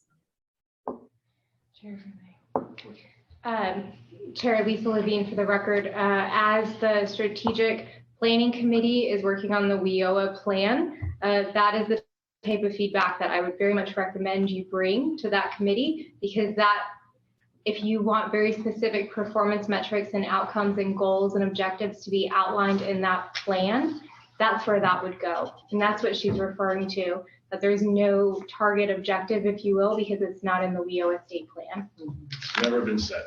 And that's why we have that subcommittee to establish that. Is that, Mike Polanyi for the record, is that an overarching goal for the strategic subcommittee that they are to establish or outline that goals need to be established? Well, the overarching, and correct me if I'm wrong, Vice Chair, the overarching is to make sure we obey the WIOA guidelines from the DOL. That's number one. So Right, Nancy Olson and Ariana in that department are the experts in making sure that any revisions and updates we are aware of, and we make the necessary approvals for. But after that, as Kevin just highlighted, we've historically been flying with nothing to shoot at, and that's what we're asking for on the state level, right? Mr. Chair. Go ahead. Yes, who's that? Ed Restapona for the record. So yes, this is the exact plan that's happening right now. Is there is a small subset group that is actually working to make sure that our I's are dotted and our T's are crossed to address any federal necessity from the plan standpoint. But once we are done with that, then it's the subcommittee's plan to come together and create a shorter version plan that is actually an actionable playbook that we can follow, and also measure any kind of measurable outcomes that we would like as an organization. Thank you. Right. If I could, sorry. Oh, I can't see you guys, sorry. Who's that? Ariana. Okay. Yeah. Sorry, yeah, Ariana Florence for the record. I do have I have a lot more about that topic just in a little while later in the agenda. So I'll definitely be talking about the subcommittee and anything associated with that. All right, so in the interest of time, we'll move on from this. Hugh Anderson, for the record, I just had two questions or maybe a comment. The first, maybe you can address this in the next your next comments, but where it says measurable skills gains, that 41.42% means nothing to me. What does measurable skills gains actually mean to the end user? And number two, I'm in the financial services business, and watching the baby boomer segment of the population go into retirement, the vast majority are not interested in the workforce in total. Your shortage of instructors in this area, what efforts have we made to reach out to the seasoned professional who doesn't want to work the 40, 50, 60-hour week anymore, but would love to work part-time and bring their skill sets to the table for this kind of endeavor? Ariana Florence, for the record. The measurable skill gains, we could probably have a whole seminar on. It's a really long and convoluted answer, but to be short, they're outcomes for us. They can either be achieved through pre and post testing after instructional hours, the achievement of a high school diploma or equivalency. So there are various measures within that, and that get really convoluted as well. But basically is how well did we fare throughout the year. And our target for the year, I believe, is around 42%, 43% for this year. So we're close to meeting the target and we'll probably exceed the target. It's a way to measure us in comparison with the rest of the nation.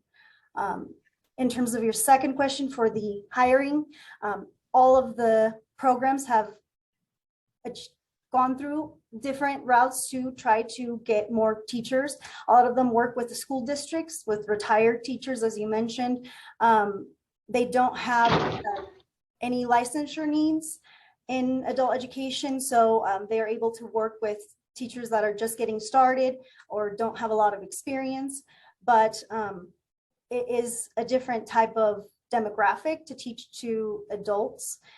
So not all of the teachers that are trained for K-12 are able to teach in our classes happily, I would say.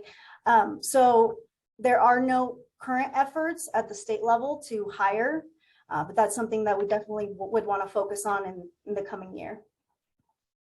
All right, thank you. All right, in interest of time, we're moving on to Kara Abe and Ben Dessler with the Nevada Department of Employment Training and Rehabilitation. Good afternoon. For the record, my name is Kara Abe. I'm Chief of Field Services with the Department of Employment Training and Rehabilitation's Employment Security Division. And I will be presenting the quarterly update report for Title III Wagner-Peiser. And just under our general updates, just some points to highlight. The first comes from our Fallon Employee Career and Business Hub. They recently began working with the local high school in Fallon on a grant called School to Careers that targets the students preparing for graduation, but not looking to attend college right away. This grant is designed to connect those students with our local business community and our Employee Career Hub for all their Wagner-Peiser employment services available to them. The second update is from our Employee Business Hub in the Southern Nevada region. They're working closely with the business and industry on the Small Business Resource Fair that will be held on May 3rd at the Sahara West Library.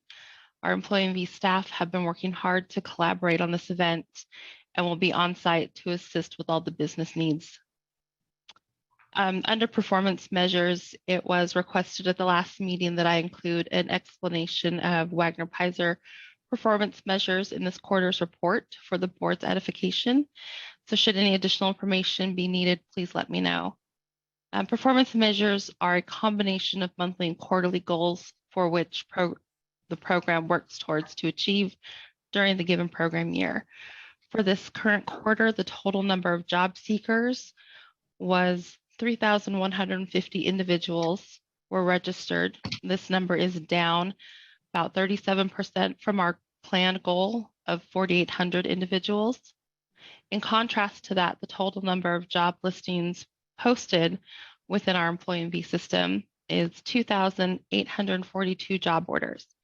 That number is up 82% from the planned goal of 1,565 job orders. Our program initiatives, we have 3 points to highlight here. The Go with Google project will be ending in December. So our Employee Career Hub staff are working to enroll as many individuals as possible by July 1st. This date is to ensure certifications are complete by the December 31st deadline. Data on outcomes from those who have completed the program is coming in slowly, and I hope to provide more detailed information in the next meeting on performance goals and any success stories, but I was able to include a few in the report provided. Western Nevada College's Roads program is still going strong, and they anticipate to see about 34 participants graduate next month. Some have completed the program and have returned to work, and WNC shared those success stories in the report. And we expect employment data to become available currently after participants graduate this May. And then the last point on here is most recently DETR's Workforce Innovation Support Service Office, also known as WIS, has engaged with the local colleges so Western Nevada College, Truckee Meadows Community College, and the College of Southern Nevada to contract on accelerated early childhood education certification programs to promote the need for certified childcare workers within our state. The WIS office is also in early discussions with Great Basin College to reach out to our rural communities to provide the early childhood education certification training as well. Just an update on those contracts. The TMCC contract was executed and is moving forward with implementation. And the WNC contract will go before the Board of Examiners at their June 13th meeting for approval.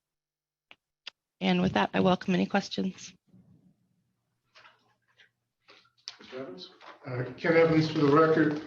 First of all, definitely like the detailed report, especially the way it lays out things in respect to the metrics. I've asked this before, and again, I may be a repeat record on this, but I applaud the success stories. I also applaud the areas where you're doing well. What I'm also interested in is, do we survey the individuals that say don't remain employed or don't complete training to figure out if there are systemic continuous improvement things that we need to do in order to better serve the client?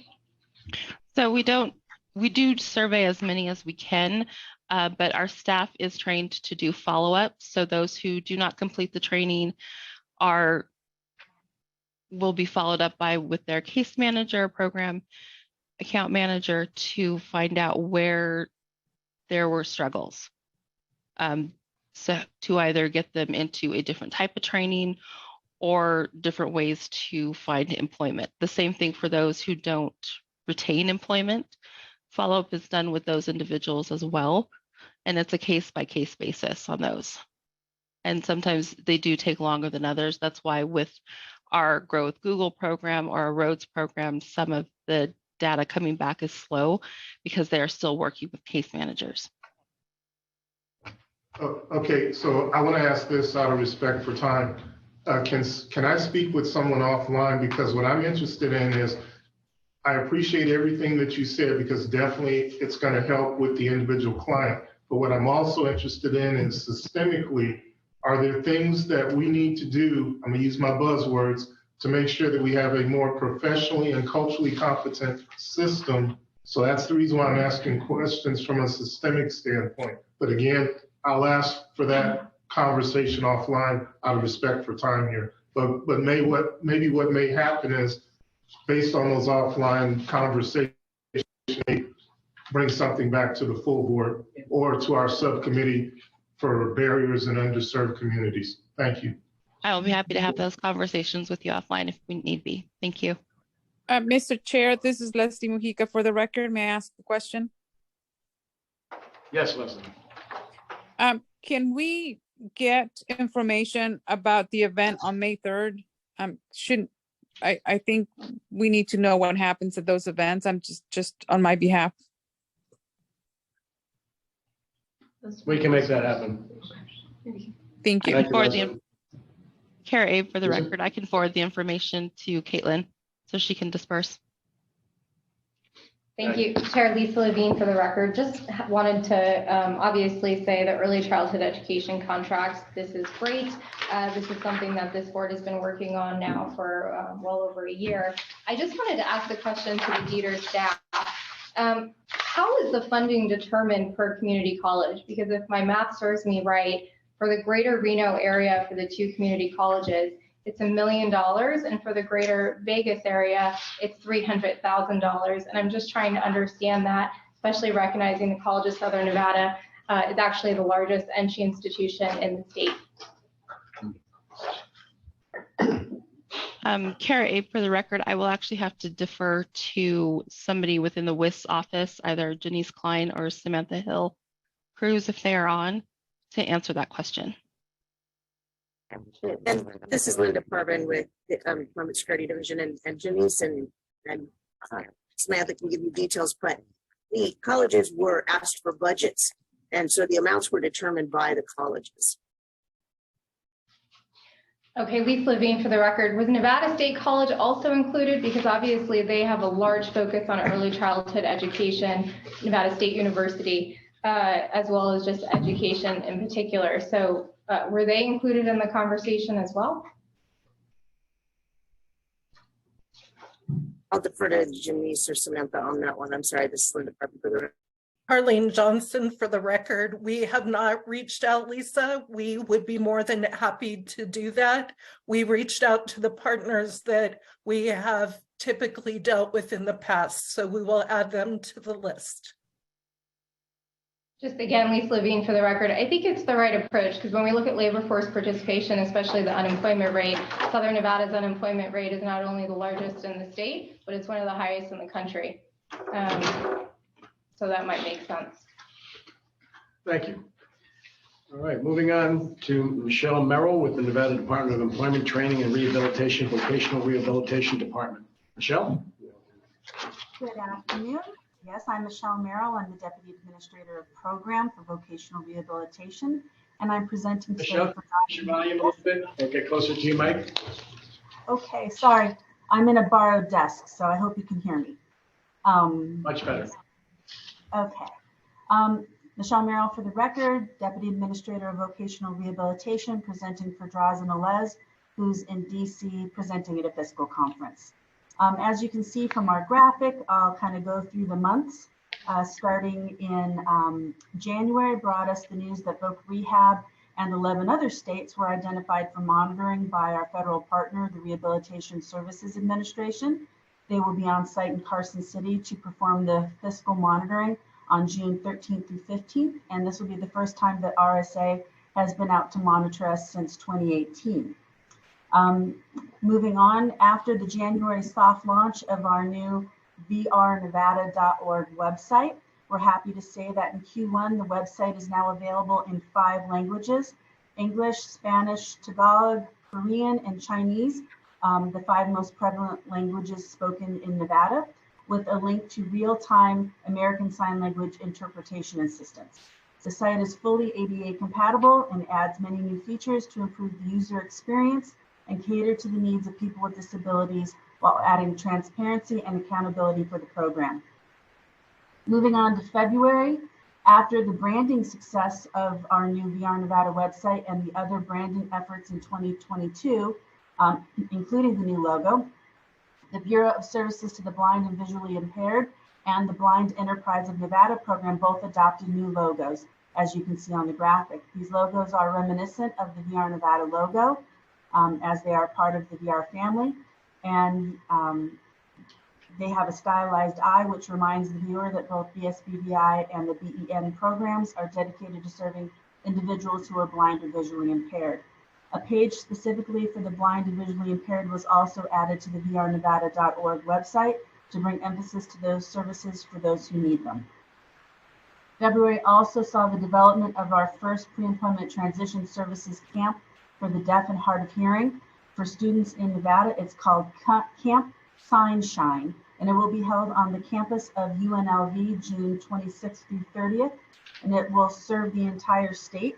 Campers will come down to Las Vegas for the opportunity, and it will focus on careers in college through fun and engaging activities while restoring Nevadan deaf heritage in the deaf and hard of hearing communities. Moving on to March 22nd was celebrated with a proclamation from Governor Joe Lombardo and celebrations across the state at VR Nevada for National Rehabilitation Counselor Appreciation Day. This day commemorates the date in 1983 when the president of the National Council on Rehabilitation Education testified before the House Education and Labor Subcommittees on Select Education, bringing the need for qualified rehabilitation counselor professionals to the attention of the U.S. Congress, and led to the professional standards we reflect as a profession at VR Nevada.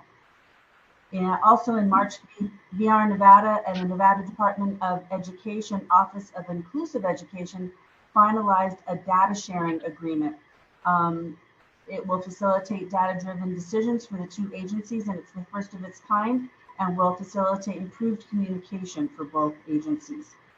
And moving on to April, a little taste of the next quarter. In Q1, our intake report found that March of 2023 was the busiest month yet for intakes with VR Nevada, completing 281 new intakes, and in pre-employment transition services doing 150 new intakes statewide. And speaking of workforce, our current vacancy rate is down to 16% from a program high of 27%, actually worse than 27% during the pandemic. But we're finally seeing that turn around and we're getting wonderful and new qualified applicants. And that is our report. I'll be here for questions. Mr. Evans? Yeah. Ken Evans, for the record. In the interest of getting data, appreciate the information on the intakes, but what we're interested in, and I think I speak for a couple of individuals, is how many individuals do you have in the program? Let me give a little bit of quick context very quickly. One of the populations that we've identified with the underserved and the barriers subcommittee is it's 18 to 24-year-olds, sometimes teens down to 16, African-American in the South, Latinx up in the North. We've also identified a single-parent household, typically female head of the household with children. And then the third population is individuals that are have varying abilities, I think that's the proper term or close to it. So what we're interested in is, for your program, how many individuals are in the program, how many of them are in training, how many of them have completed training, and then once again, how many of them have been able to secure employment. If I may, I can't force, or I'm not going to sit here and try to be too prescriptive, but we like what we saw in the report for Wags Peisner. I'll just use that as an example because it allows us to strategically, as well as from a governance standpoint, ask the questions necessary, again, to make sure that we have a system that is professionally and culturally competent for this particular population. Forgive me if I sounded like a repeat record on that. So Michelle, this is Hugh Anderson for the record. So our request for the next report would be, we appreciate the editorial, but more data-driven would be very, very helpful for us to understand exactly what your universe is, what intake means in terms of how you found them, what you're doing with them, what it's costing to provide the services, and then what the ultimate result is. And if you could have that for future meetings, that would be wonderful. Evelyn Thompson-Hilbert for the record. And just one more data point for that is I would like to know how many dropped. So we have the intake, potential enrollment, but the really important part to me is how many dropped out of that. Thank you. Absolutely. Nice for everybody. Any other questions for Michelle? Thank you very much, Michelle. We appreciate it. Thank you. All right. Moving on to item number 9 for discussion and informational purposes only. The chair recognizes Ariana Florence, Business Process Analyst 2 with Nevada Adult Education, to give an update on the Strategic Planning Subcommittee and their accomplishments so far this year. Thank you so much, Chair. Ariana Florence from the Department of Education for the record. The discussion during the last couple of meetings for the Strategic Planning Subcommittee work group have revolved around making the document more of a guiding source for all titles, partners, and the board so that we can work together as a system to meet the needs of the state. We've discussed that after aligning the most important needs of our state, all title partners will work together to respond to that in a way that keeps the participants' needs as the focus.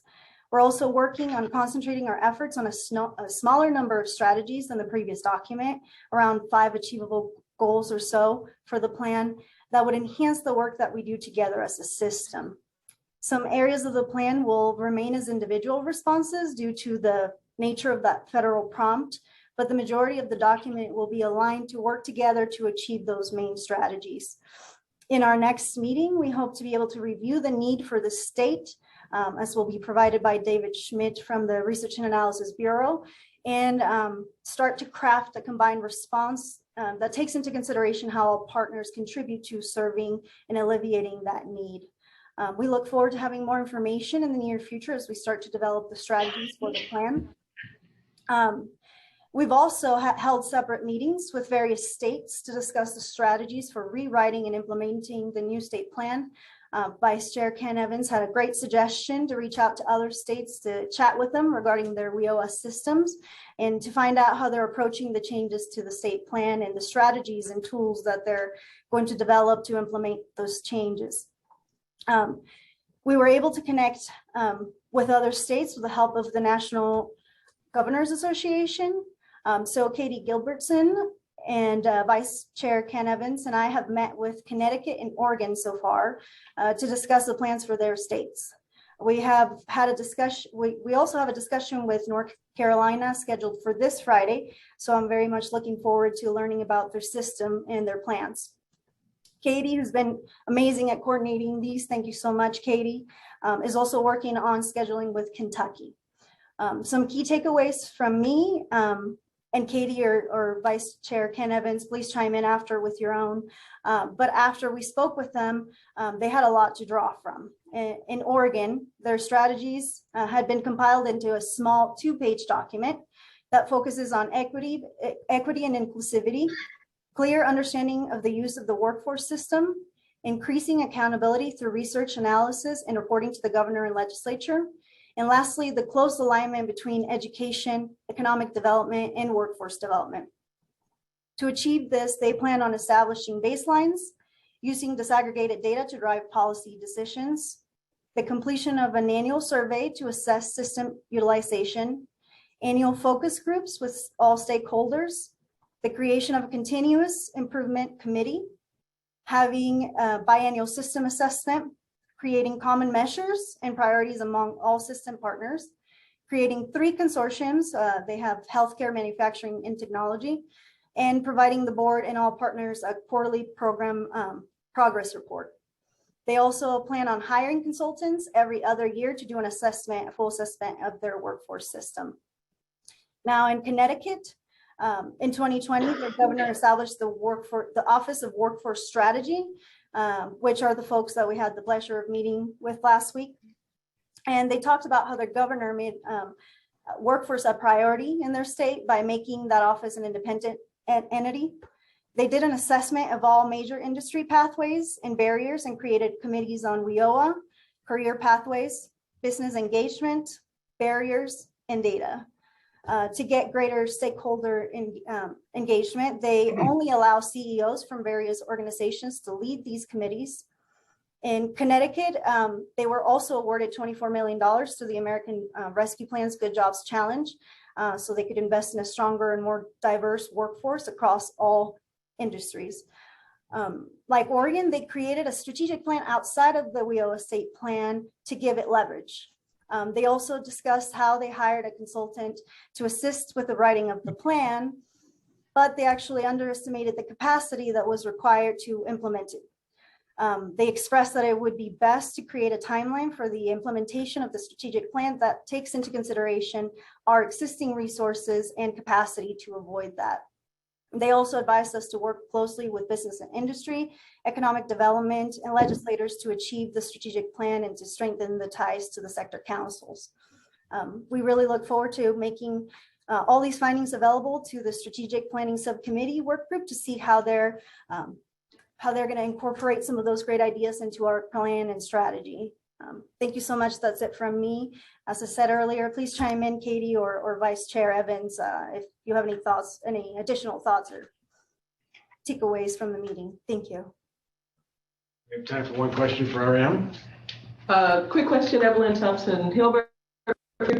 Ariana, have any of the states or have you guys discussed having participation as the students as stakeholders at the strategic planning in any capacity?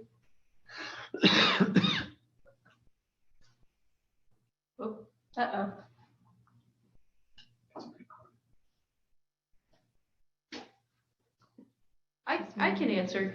Katie Gilbertson for the record. So you're asking if they had students at the table or businesses? Well? Yeah, I've heard about the stakeholders, the CEOs, et cetera. But one of the things I'm really interested in, I'll be talking about with the Barriers Committee, is community participation themselves. So in adult education, how much of the adult students have been invited to participate at the table for feedback so that it's not just top-down planning. Yeah, Katie, for the record, I know in Connecticut, the chair of their workforce board runs a nonprofit.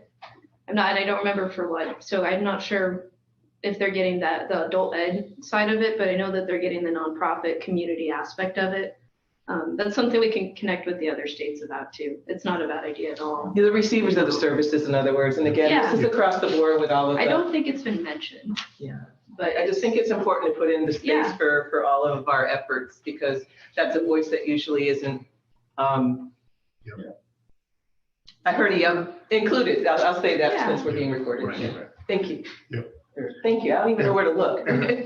It's okay. And Ken Evans, for the record, in the interest of the time, great report out, Ms. Florence, and we look forward to continuing the effort and reporting back to the board. And also Mr.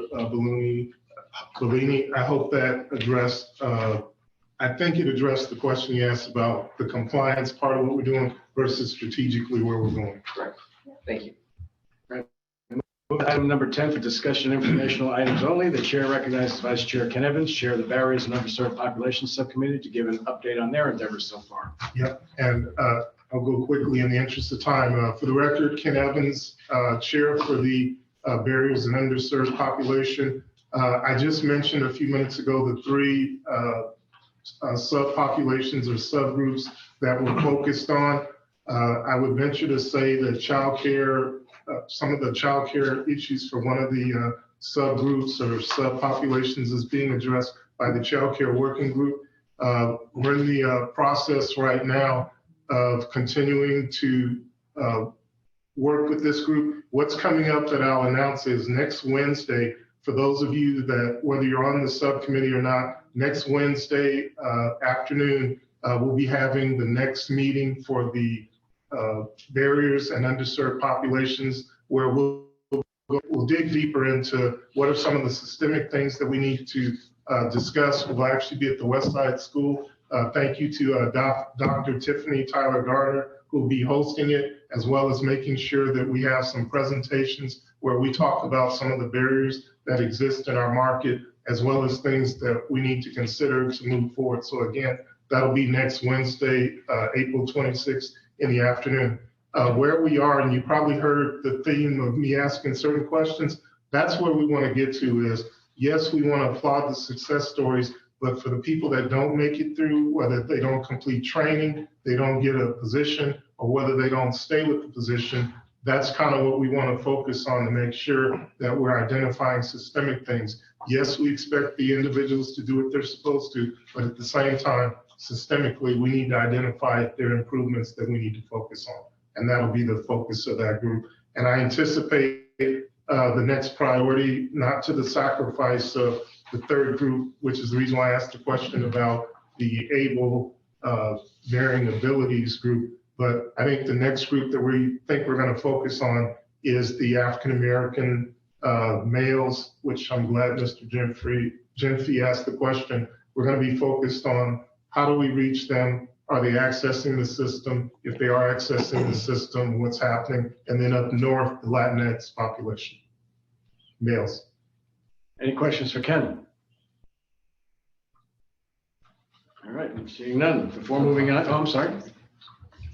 Well, yeah, Derek Jumpy for the record. Not a question directly, but just, I'm thinking about the two subcommittees that we have, strategic planning, and I think it's, just from today's meeting, I think this has been a consistent theme over our board meetings and in the past, like this year. But I think one thing that I think we can all agree on is we really need to implement maybe consistent reporting across board, right? And I think that has to happen in the common metrics.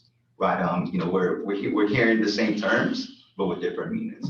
And the second thing, which is which is also becoming very, very apparent to me, and probably just from a just being in technology, working from an innovation perspective, is how are we thinking about technological advancements and their integration from a workforce development standpoint? Because AI is all over the place. It's developing at a breakneck pace. These are just tools that from an MGM perspective, we're thinking about, we're using, I'm running pilots, I'm running concept. How are we thinking about these technologies from a workforce innovation and a workforce development perspective?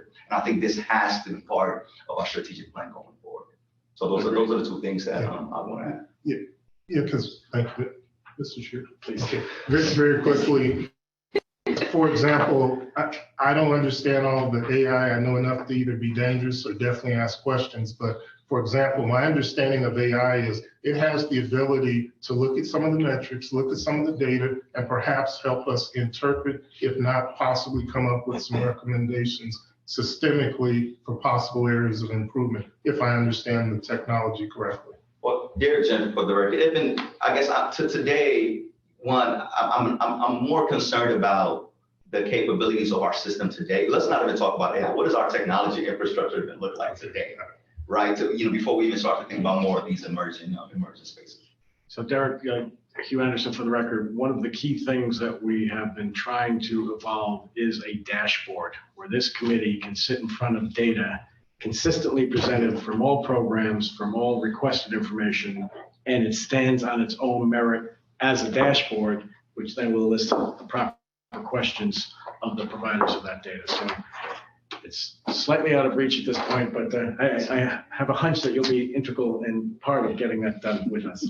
I hear a subcommittee. I don't know. And a chair. I don't want subcommittee to become like it's time for your root canal. So we'll all help on that terminology. All right. Before moving on, the chair kindly requests that any member of the board who arrived late after roll call, please identify yourselves at this time. So you're marked present. Susan Brager. Thank you, Susan. George, thank you. All right. Moving on to item number 11, members of the public are invited for final comments. No action may be taken on any matters during public comments until the matter itself has been included on an agenda as an item for possible action. Public comments will be limited to 3 minutes per person. Do we have any in the room here in Las Vegas? Any in Reno? Mr. Chair. And Katie of the good eyes? Yes. Mr. Chair, this is Ed Respond for the record. I just wanted to kind of quickly follow up on from the presentation today. One of the things that was talked about was this Child Care Development Fund. And I was wondering if Mr. Thompson would provide, with the Division of Welfare and Supportive Services, provide some data or some information on Nevada's funding that they received from that as well, because I think that ties back into our child care initiatives that we talk about, because there is already money coming into our state. I'd just like to know how it's coming in, what's being done with it. Chair Robert Thompson for the record. We can either offer a 15-minute, 30-minute presentation, whatever the chair would like. Carissa Loper can come in with our source and use document, show where the money's coming in, where the money's being spent. We can show what restrictions are on the money that we're receiving for childcare.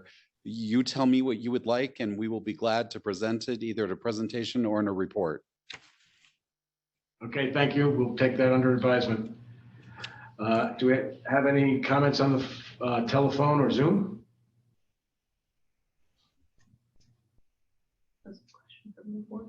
Don't see any. All right, seeing none. Hearing no further comments, I hereby move to adjourn this meeting. Thank you all for coming today and your participation. Really appreciate it. Well, Mr. Yoder, if you want to, you were digging up some information for, I think, Mr. Bolanini, if you want to address that, I appreciate it.